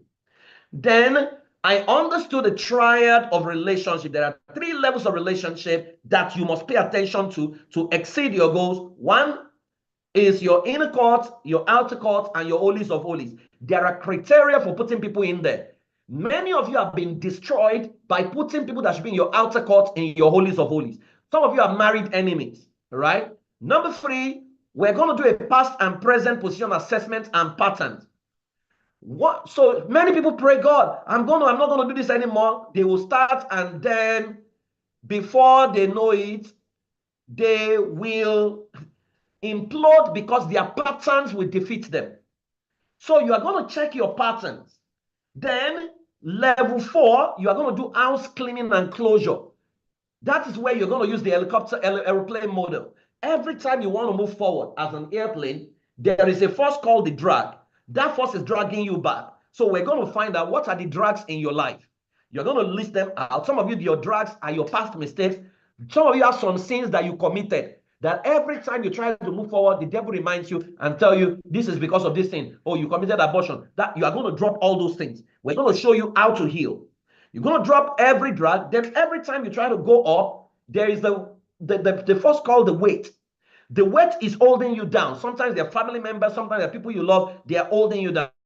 We're going to defeat all those ones in house cleaning, and you're going to do closure, where you are coming into congruence with yourself. Because if you don't do this fourth 4, it will sabotage every other thing you're trying to do. What has helped you down for the last 10 years at this 4? So we're going to do a 10-year analysis of your life. The last 10 years, we'll ask you, where were you in 2014? What were you wearing? What did you want to do? What was your health like? What was your shape like? You're going to do all this audits. You would see exactly why you are where you are in 2024 and what you need to begin to do. You're going to write a letter to yourself. Then we will go into clarity, where you will now discover your life and you will now create your style. When we are done with this is a major part. Because we're not going to plan next year, we're going to plan 2035. So we usually start our goal scoring from 10 years. The next year is going to be the year 1 of your next 10 years. Then we will now look at internal capacity. In internal capacity, you are now going to create your goalkeepers, your defenders, your midfielders, and your attackers. And I'll tell you what your substitute bench will look like. It's like forming a team, right? And then when you're done with that, you will create tactical formation and rules of engagement. For example, many of you didn't know that if you knew President Bola Tinubu as a governor of Lagos, you should have an idea of the type of president he will be. You should know that you will be taxed across board on every opportunity to tax you will happen, because that happened in Lagos. Right? He's a free market enterprise person. So he has an ideology that he's loyal to. So that should have been incorporated into your scoring plan for the 2024 year. So when a lot of people are surprised, say, the rising costs, you should preempt that. And what you should have done, a simple task is to find a way to earn in dollars from Nigeria or from wherever you are. That should have been part of your strategy. So tactical formation and rules of engagement, we're going to do that. Then technical crew. Who must you hire as your coach in 2025? And what are the characteristics of what your coach is, and where must you find them? Then you will now create your winning ritual to say, what are the 7 things I must do every day, right? That will lead me in the direction of where I want to go. After that, you will now do your declaration by yourself. To now say, based on everything I have done, what year should this be for me? Should it be a year of discovery, a year of personal development, a year of networking with kings, or a year of earning from kings, or a year of serving kings? It's no longer going to be, it's our year of taking over. You can't take over when you don't have capacity. You are going to be, for the first time, be honest with yourself and be honest with your life. That's usually where we end that class, and then we will pray. So it's a do-it-yourself process, right? And so Jen Omer is, some of you know our Mother Eagle. When we created the goal scoring framework, Jen is very intelligent, one of the most intelligent ladies I know. She was the first person I gave it to say, Jane, I want you to go through this program and give me your feedback. And then she said, it took me 6 hours to finish this course using my workbook. And what stands this out among all the other courses I've taken is the fact that I saw my life on paper. This is so engaging that you're unwilling to leave your desk until you are done, right? And so I've had lots of people. So far, I've shown you the differences between goal scoring and goal setting. I've shown you 7 reasons why you have never exceeded your target, 5 sabotaging beliefs you need to uninstall, a simple live audit. I've shown you the goal scoring framework that you will need. Now, the question is, what are you willing to do this year to change your next 10 years and live the life of your dream? Can you put it on the chat box? What will you be willing to do, or what are you willing to do from today to change your next 10 years and live the life of your dreams for the next 10 years? Let me tell you, I can literally change your life by what I discovered, because I changed my life. Totally changed my life by myself and with God's help, simply because I found what works. So what are you willing to do in the next 1 year? So I'll tell you, we have a class that is going to hold from the 27th or so to 29th of December. It's a 3-day class, 3-day master class. And I'll tell you, I'll do a breakdown for you, then I'll tell you it's very cheap. We've made it very cheap so that everyone in class can afford this class. So don't be worried at what you see in dollars. I'll tell you the Naira equivalent. Now, you're going to audit your last 10 years and see the patterns responsible for your behavior. If I were to do that for you one-on-one, what I charge is $300, right? And I'm not lying. I have people, maybe some of them on this call, who paid me like $10,000 this year to sit with them for 3 days, right? I have people I'm coaching who pay me $1,000 every month to just sit with them once a month, right? And it's usually 2 hours. Now you're going to uninstall your negative pattern and install the pattern that can deliver the new results you really want. That's $1,000. I don't negotiate it. Gain clarity over your life and create your style. $250 is what I charge. Recruit the right networks to crunch your numbers. Crunching your numbers with you. That's like $300. Master out effectively. When I do strategy, minimum is $2,000 for 2-hour session. All right, discover the actions. So ideally, the cost of this course, if I'll do it with you one-on-one, is $4,850 US. That's like almost 800,000 Naira, right? What am I saying? I said 800,000. That's like 8 million, 8 point something million, right? But beyond that, you're going to have access to my goal scoring portal. You have a course, do it yourself, that's going to be yours for the next 1 year. You're going to have opportunity for discounted resources around the year. You're going to enter some of my classes during the year. You're going to belong to a community where people are challenging you and they are helping you score your goals. Now, this course, we have pegged it at 200,000, right?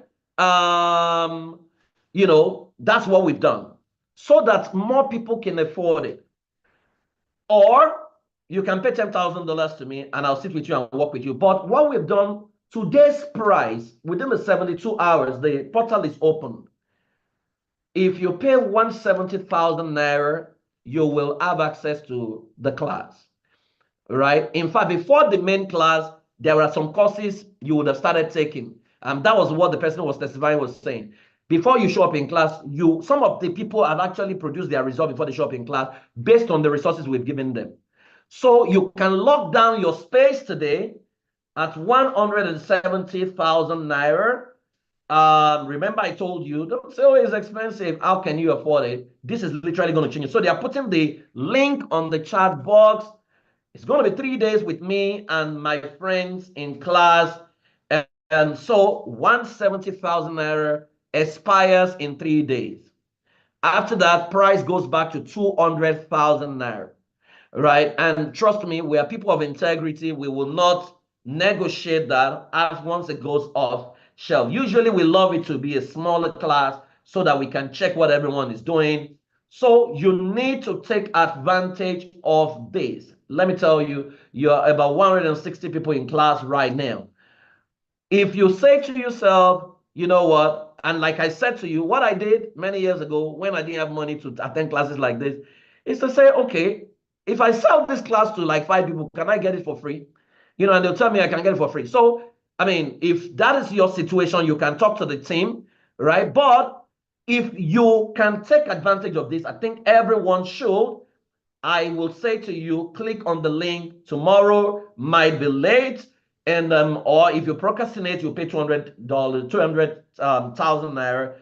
If you're paying in dollars, I think it's about $120 or $130. If you're outside of Nigeria, it's the cheapest. I mean, I've done this. I won't even sit with people to go through this stress, for less than $10,000, right? And so, but we usually, it's end of the year, we try to do this and keep it low. So I encourage you to sign up today. The classes we hold from the 27th to 29th. That's Friday to Sunday. We have a full day on Friday, a full day on Saturday, morning, evening, then evening on Sunday. You don't want to miss this for anything. The Bible says the labor of the confused wearies everyone because it does not have the map to the city. I'll tell you something that happened. I was attending a class with one of the top online marketers this week. And it was a class that I paid some good money to attend. We were 1,000 people in the class. Nobody attended for free. But when the class started, I noticed something. That's where attitude makes all the difference. And this is the first test of your ability to score your goals. When we started the class, they advertised the class as a live class, but apparently it looks like a recorded class. So the audio was bad, and people began to complain, refund my money. So some people left. By lunch break, this happened, the class started on Tuesday, Wednesday, Thursday. Yeah, Tuesday to Thursday, 3 days. By lunch break on day one, we had dropped to 600. So some people had asked for their money back. Now, by the time it was day 2, we were 320. By day 3, we were 230. Now, I learned something critical in that class. A lot of people dropped out because of little discomfort. But I stayed, and let me tell you, it's one of the best classes I've ever attended. The guy delivered more than I had to pay. And I'm grateful because that class has helped me. Within 24 hours, I have made the money I paid for that class back, right? And so the labor of the foolish wearies him because he doesn't know how to go to the city. And so I'm going to say to you that your greatest battle is aligning yourself to embrace the routine that can deliver your ultimate significance. If you have done all you have done in the last 10 years and you are where you are, what does it cost you to try something else this year? If all you have been taught in the last 10 years has not delivered the result they promised you, what does it cost you to try something new? Right? What you're paying is less than what it will take you to fuel a car if you fuel your car full time twice in Nigeria right now. And so I know that some of you might say, it's a bit, I've saved some money. But let me tell you, it's not about the money you have to pay for this class, but it's your commitment to your future and your commitment to yourself. So if you have questions, I'll take a few questions, but you can go lock down your prizes now. How many of you have enjoyed this class? You learned something, and you type yes, yes, yes. Let me see if you have learned something that has shifted your paradigm and that's going to change your life forever. Can I see your yes? Can I see your yes? Can I see your yes? Okay, fantastic, fantastic. It looks like we've done a good job. I promise you now in a minute. How many of you are going to come to class with me for 3 days? Can you type one? Let me see. How many of you are coming to those 3-day classes with me? Can you type one? Okay, I've seen one person, two. Okay, how many other persons are coming? Type one. I'm going to be there. Nothing is going to stop me. I'm going to be there. Okay, so if you are coming to that class, go take advantage of the offer today. Call your family, call your friends. I mean, this is just a taster.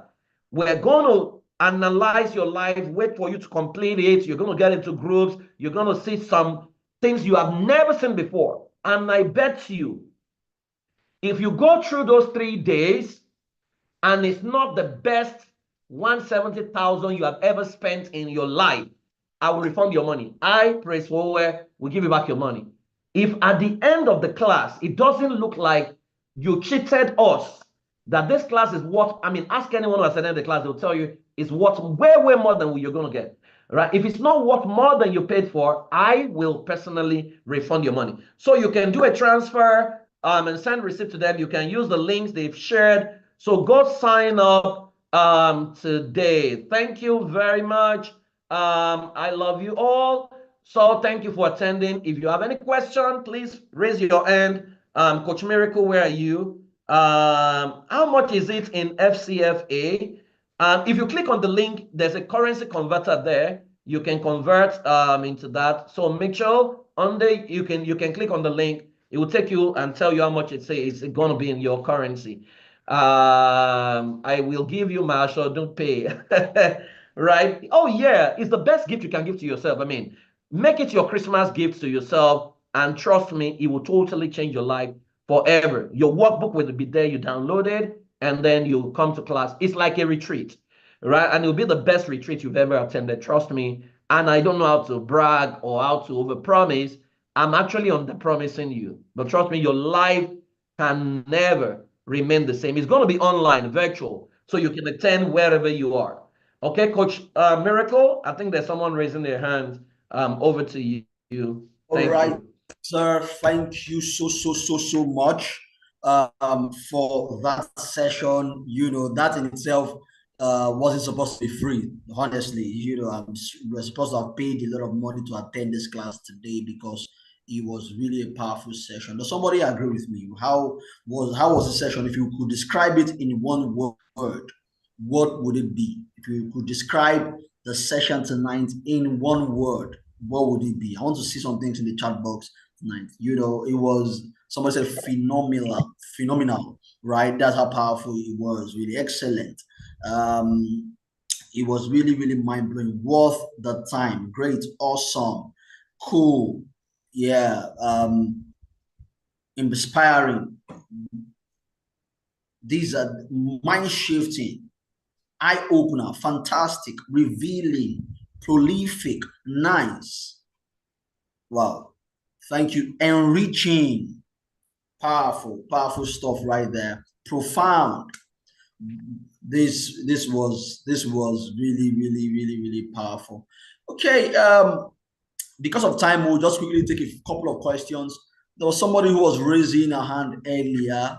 If you could do that again, we would call you up, unmute you, and then allow you to ask your questions. If you have questions you want to ask, I think you should take advantage of this. Please, let's take a few questions. Okay, we have Lena Jane. You can please unmute and ask yourself, and afterwards we'll take Florence as well. Lena, please go ahead. All right. Thank you so much. My question has actually been addressed. I've just seen the response in the chat box, so thank you very much. All right, thank you. I'm happy your question has been addressed. All right, Florence, could you please unmute and ask your question?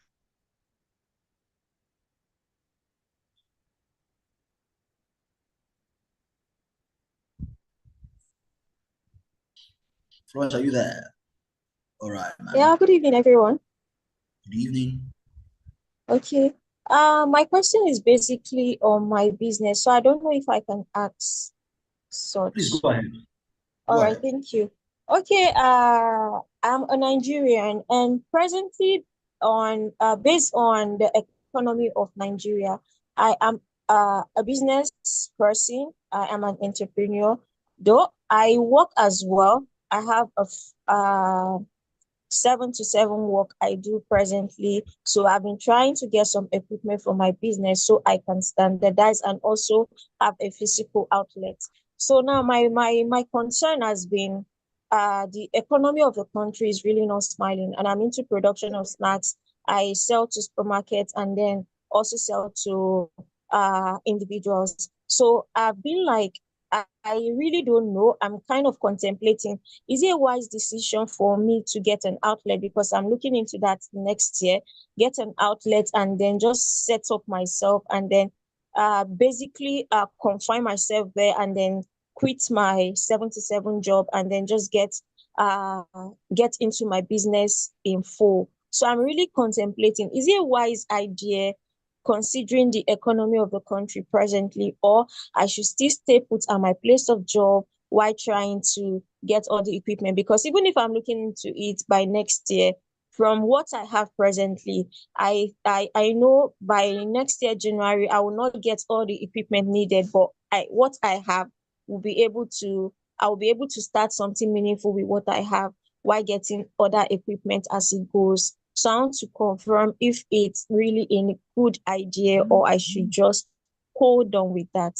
Thank you. No consultant will tell you if it's a good idea or it's not a good idea, because then you're going to be putting the consultant in trouble. But the question I would ask are basic questions. What are you generating at the moment, as a part-timer?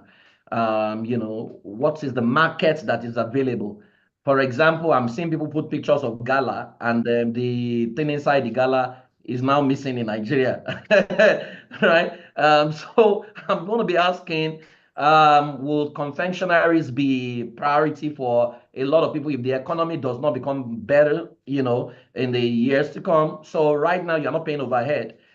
With all the taxes that are going to be coming up, if you set up your space, right, what does that come to, right? And then what does your business plan look like? Does it look like you have enough, if you even face it full time, to be able to sustain yourself and break even and make enough profit? Are there other ways of doing what you're doing right now? For example, can you be on retainership? Can you get maybe a company that says, come serve our people twice a week or something like that? I mean, if you have those kind of retainerships, you're in business. Or do you even want to look into training?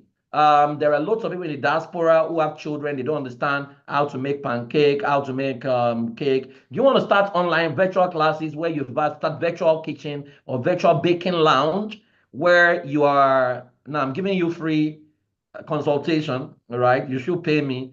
Do you want to start a virtual bakery where you are teaching children how to make confectionaries, and then you are charging their parents maybe $100 a month to do that? They will pay way more than that if they were doing it in America. So if you do $100 a month, if you have 10 students in your class, that's $1,000. If you convert that to exchange rate right now, you are already doing like 800,000 without even selling anything. So there are so many ways. We need to look at so many dynamics. And then, so there is something that you're going to learn in the main class called the 6 thinking arts.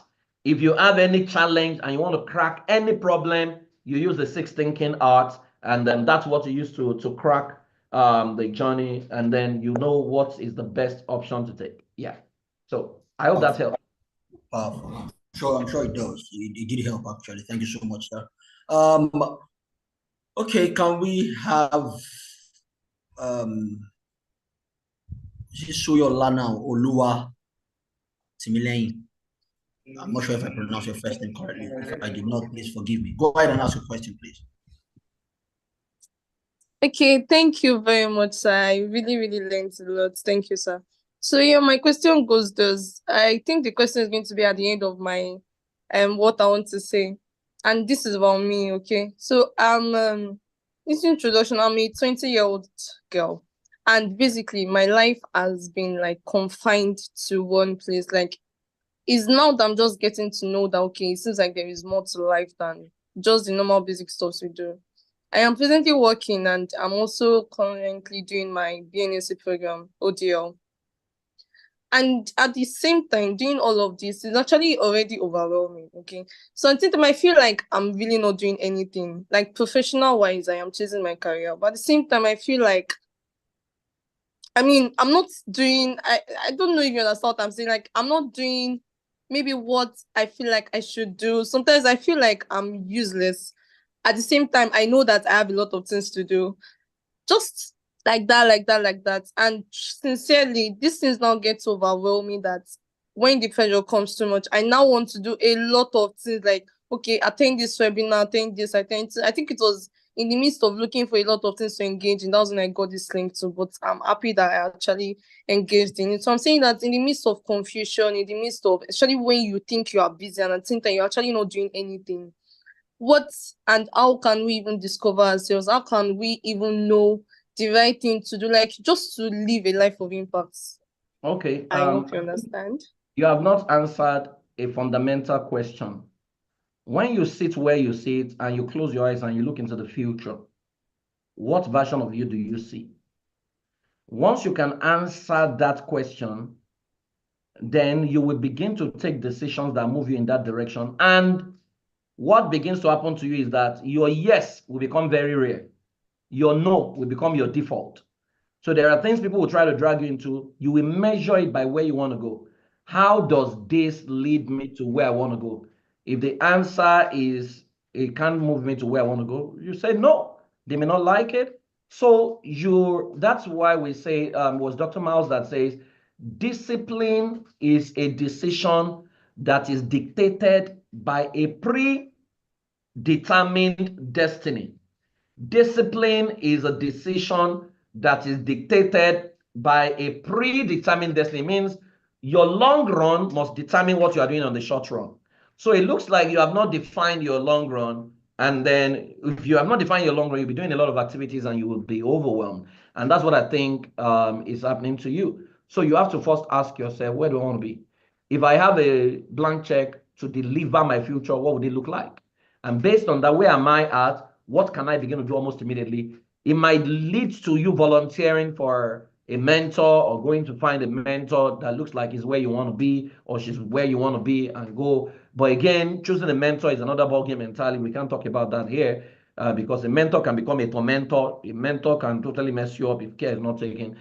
So those are the things I think. But don't be overwhelmed. Just respond to the next thing in front of you. All right. And then take a day at a time and you're going to be fine.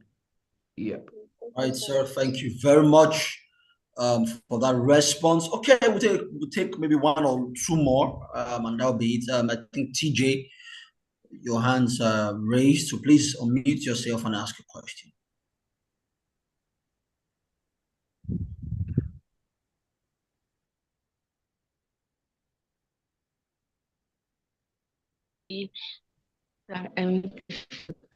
This section. Okay, I will give a little story. I'm somebody that I don't like being where I am. I don't I love being unique, like being different. And at the beginning of this year, I had a lot of goals that I would love to achieve. And I was moving towards it, like waking up early, meditation and all. But in the middle of the year, around June, July, I just lost the interest. I was no more disciplined, like I just became inconsistent. And though I see those goals out of most of what I wrote, though I know I'm achieving some, but still not like what I really want to achieve. So, and inconsistency has really been like the major issue for me. And sometimes I feel like, and another issue is that in like my group of, would I call them group of friends or colleagues, I'm mostly the catalyst. Like I'm the one to motivate them to do most things. And finding people above me is not that easy, being the environment where I am. And sometimes I look like there's nobody to tell me because everybody believes that, oh, TJ is doing very, very well. And like I don't have anybody above that I'm really looking at. So in that kind of situation, and I'm now inconsistent. I'm not able to achieve most of what I've planned to achieve for the year. So I don't really know how to go about. Maybe you can throw light on that. Okay. I think the first thing you need to first change is that cycle. You are the alpha and omega of that cycle. As intelligent as I am, I belong to a group where I'm like I'm like dullest person in the group. I mean, the group is on WhatsApp. I'm like the dullest. When they're talking, I just keep quiet and I'm soaking in what they're saying.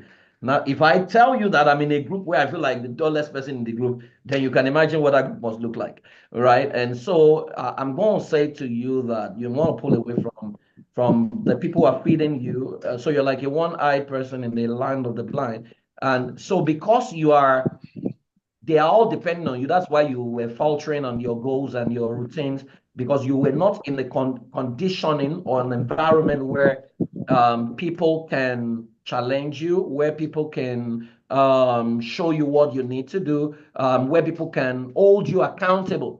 And like I said, if there is no consequence for not scoring your goal, you are going to falter.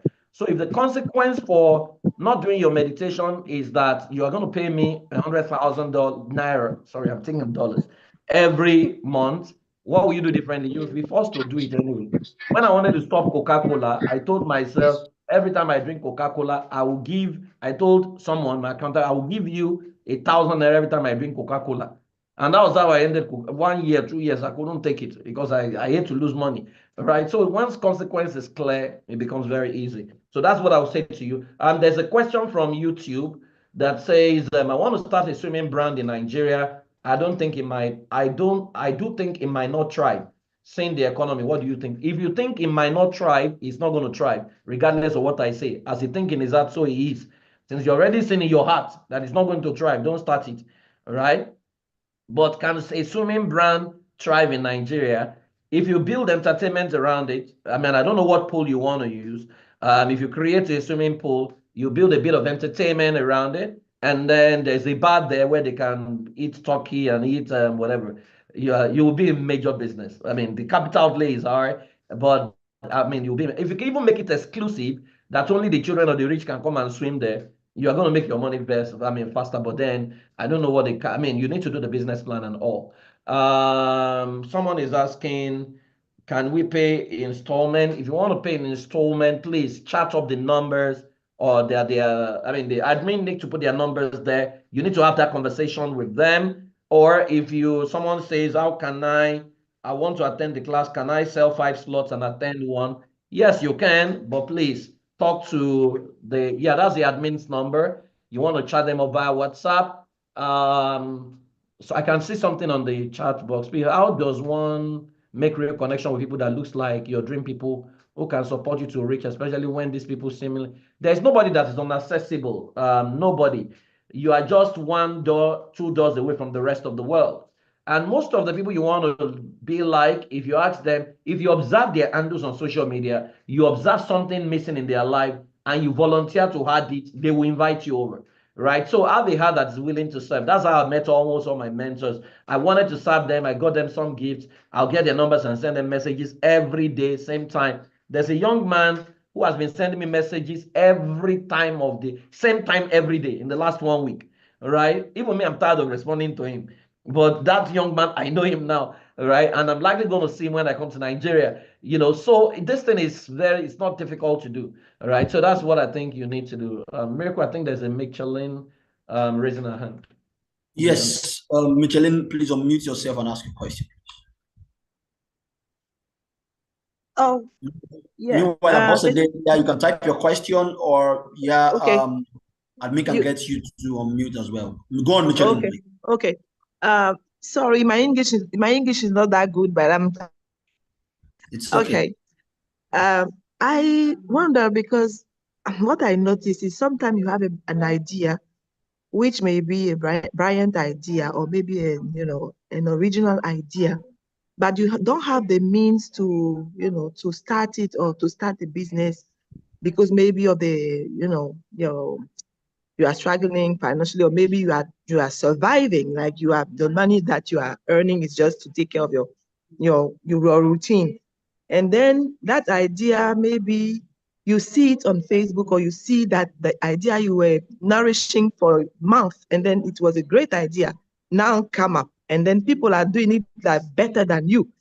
And sometimes when it's like that, I feel like maybe it's not my calling, it's not the business I should do, or maybe I'm too lazy. Sometimes it happened to me to think that way, and I'm discouraged sometimes. So how can I?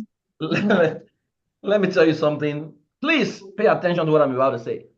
Okay. There is no idea that you think is your idea that is absolutely your idea. God puts ideas on a frequency in response to the fastest finger. So if you see something and you say, I want to do this thing, and you keep it, and you do nothing about it. You say, I want to analysis paralysis, you're analyzing it, I want to do it, I want to do it. Because it's God's idea and it's his innovation and it must come to reality, he will put it in the mind of someone else, and the person will go ahead. The person that runs first with an idea is the owner of the idea.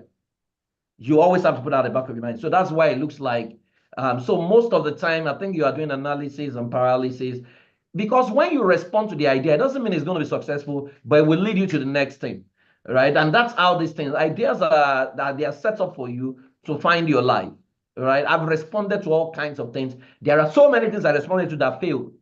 But you see, with every failure, I'm learning what will work. And that's how I'm able to increase my success rate, because it's the law of stake. The law of stake says the higher you push and the higher you stake, the more likely you're going to win the jackpot, right? And so you need to keep responding. If something crosses your mind, go on it immediately. If you know what I've created in the last 1 week, I mean, it's insane. When my team looks at what I've created in my success rate in 1 day is absolutely insane, because it's what some people will do in 2 months that I do in 1 day, right? It's because I know with AI right now, you cannot assume that and rest and assume that the whole world is waiting for you. Nobody's waiting for you, right? And so you need to move as fast as you can. Okay. Abosade, unmute and ask your question.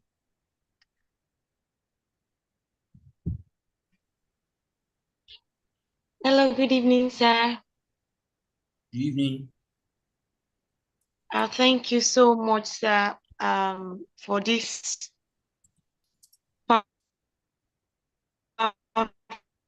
section. My question is a very long one, and I'm going to dive into my childhood a bit. I happen to come from a polygamous family, and it affected me a lot. So there was no love. I didn't experience anything like love, but I was this lady, like very young girl who was so passionate. I was intelligent, and I love going for what I want, despite all the storms and everything.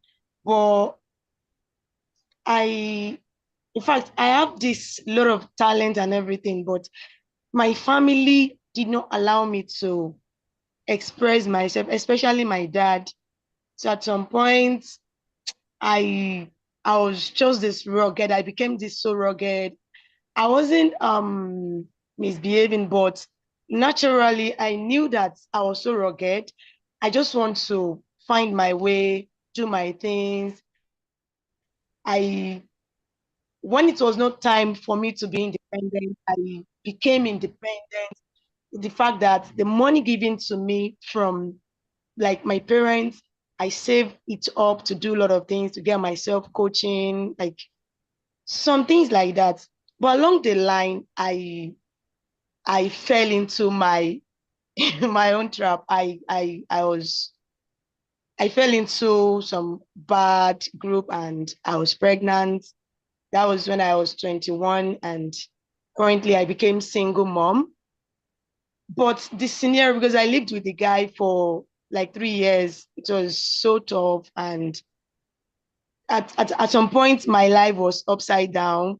The, Everything about me, if I got to a point, I didn't even believe I can reason well again. I was so emotionally down. Everything about me changed. I couldn't see the picture of the person I used to see in me again. So I couldn't think properly. So it was in the midst of everything I got. That was when I was 24. I came in contact with Christ and I got saved. At some point, I was so religious, not just religious, I was dedicated and I love serving God. So I went to live after my separation with my ex and everything, I went to live with my pastor, where this kind of experience that it happened to me, whereby it's like a pastor forcing you, like thinking, like just saying things like,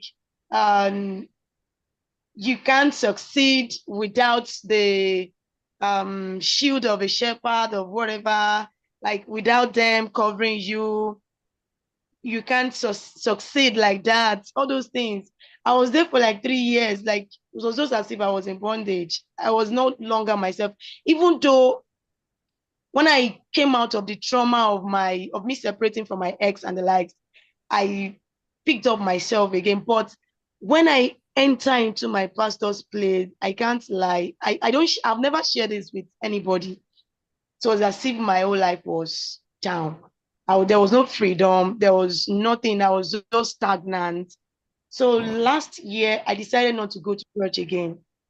Like, I was just like, if this is Christianity or whatever, even though I love God, I pray in tongues, I do things, but I just decided not to go to church again. Until this year, I told God, I prayed that He should lead me right. I really want to serve Him. I really want to work with Him. And He led me to a church now, whereby everything about them is just so perfect that I begin to feel like I don't now, like I now feel so inferior now. The church whereby they preach the word of God. Sorry to cut you, Adeshola. Could you please just go straight to the question, just because of time? Could you just summarize everything and then ask the question? How can I come out of the trauma? It's still affecting me at times. When I want to push forward, it's still affecting me. Okay, thank you very much. You need to see a trauma therapist. Miracle is a clinical psychologist. So maybe you need to schedule a session. You need to see someone. But I must say to you that there is no pastor or church that is designed to grow your spirituality for you, right? They can be shepherds. You will need shepherds. You will need guidance. You will need teachers. But the bulk of the work of meeting God or knowing God rests on you.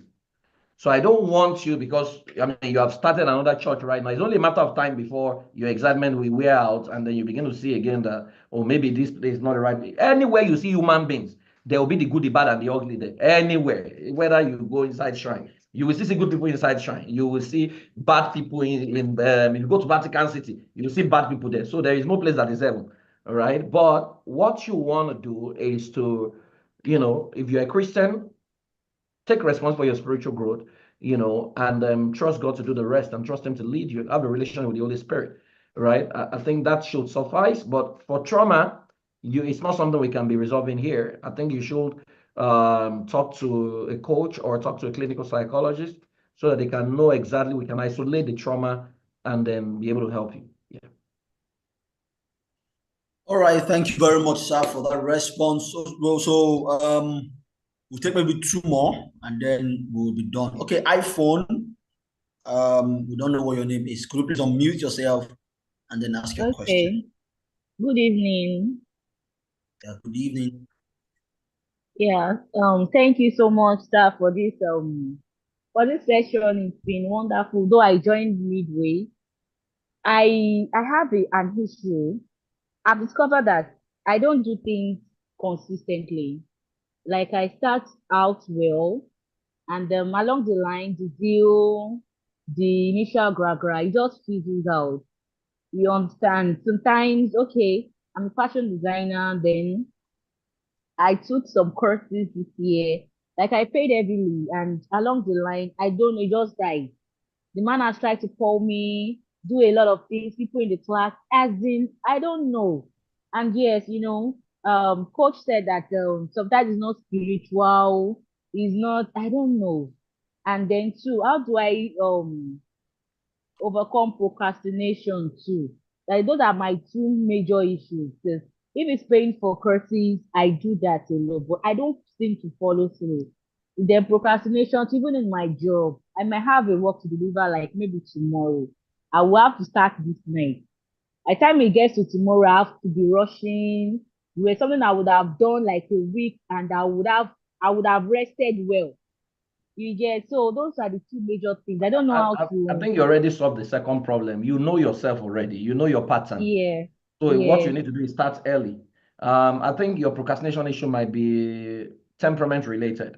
If we run your personality analysis right now, it might give us a clue of most likely you're a dependable truck or something, or systematic or something, so it might be your temperament that is at play. And then what you want to do in that wise is surround yourself with people who are proactive, right? Who are starters, because you are likely a finisher. You don't start so fast, right? So you want to surround yourself with and build a team around yourself. That's what I think you need to. So you already know what you should do, and I think you're doing that.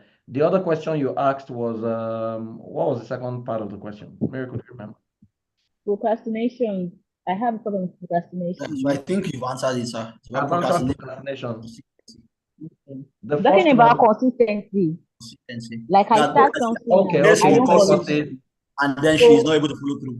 this is the problem. Many courses don't have an element of accountability in them, simply because they expect you to take responsibility for your life. And that's the truth.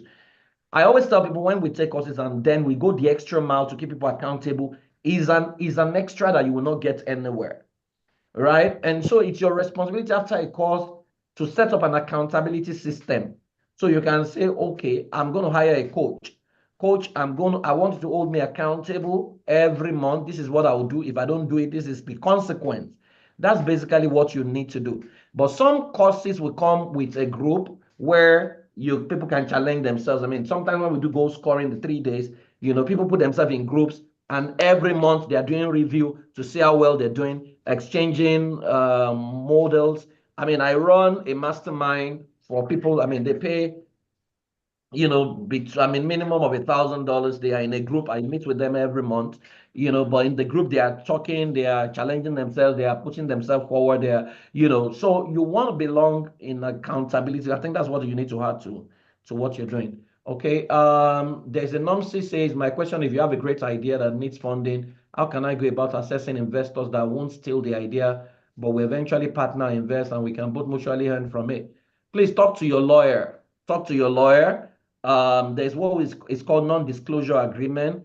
There is an element of the legal requirement you need to know before you begin to go and start looking for, because if you don't cover yourself, you don't have a non-disclosure agreement signed, and they steal your idea, it's not your idea, right? There's no way you can prove it as your idea except it's registered. Is the idea registered? So that's why you need to talk to your lawyer, right? Please, those of you coming to class, sign up, and I'll see you in December by God's grace. Thank you very much. God bless you. All right. Thank you so much, sir, for today. And thank you, everyone who showed up for the webinar. I'm sure you got value from it. And please take it a step further and register for the course.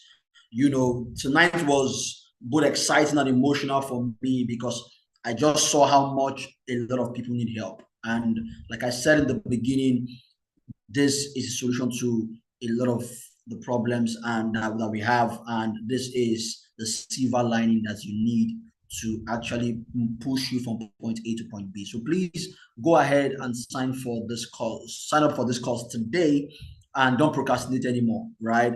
Don't say, I'm going to do it next week, and then you forget about it, or someone else comes up. Please go ahead, take your future back, and be intentional about this, okay? And we will see you all in December, hopefully. So have a wonderful night rest if you're in Nigeria. If you're not, have a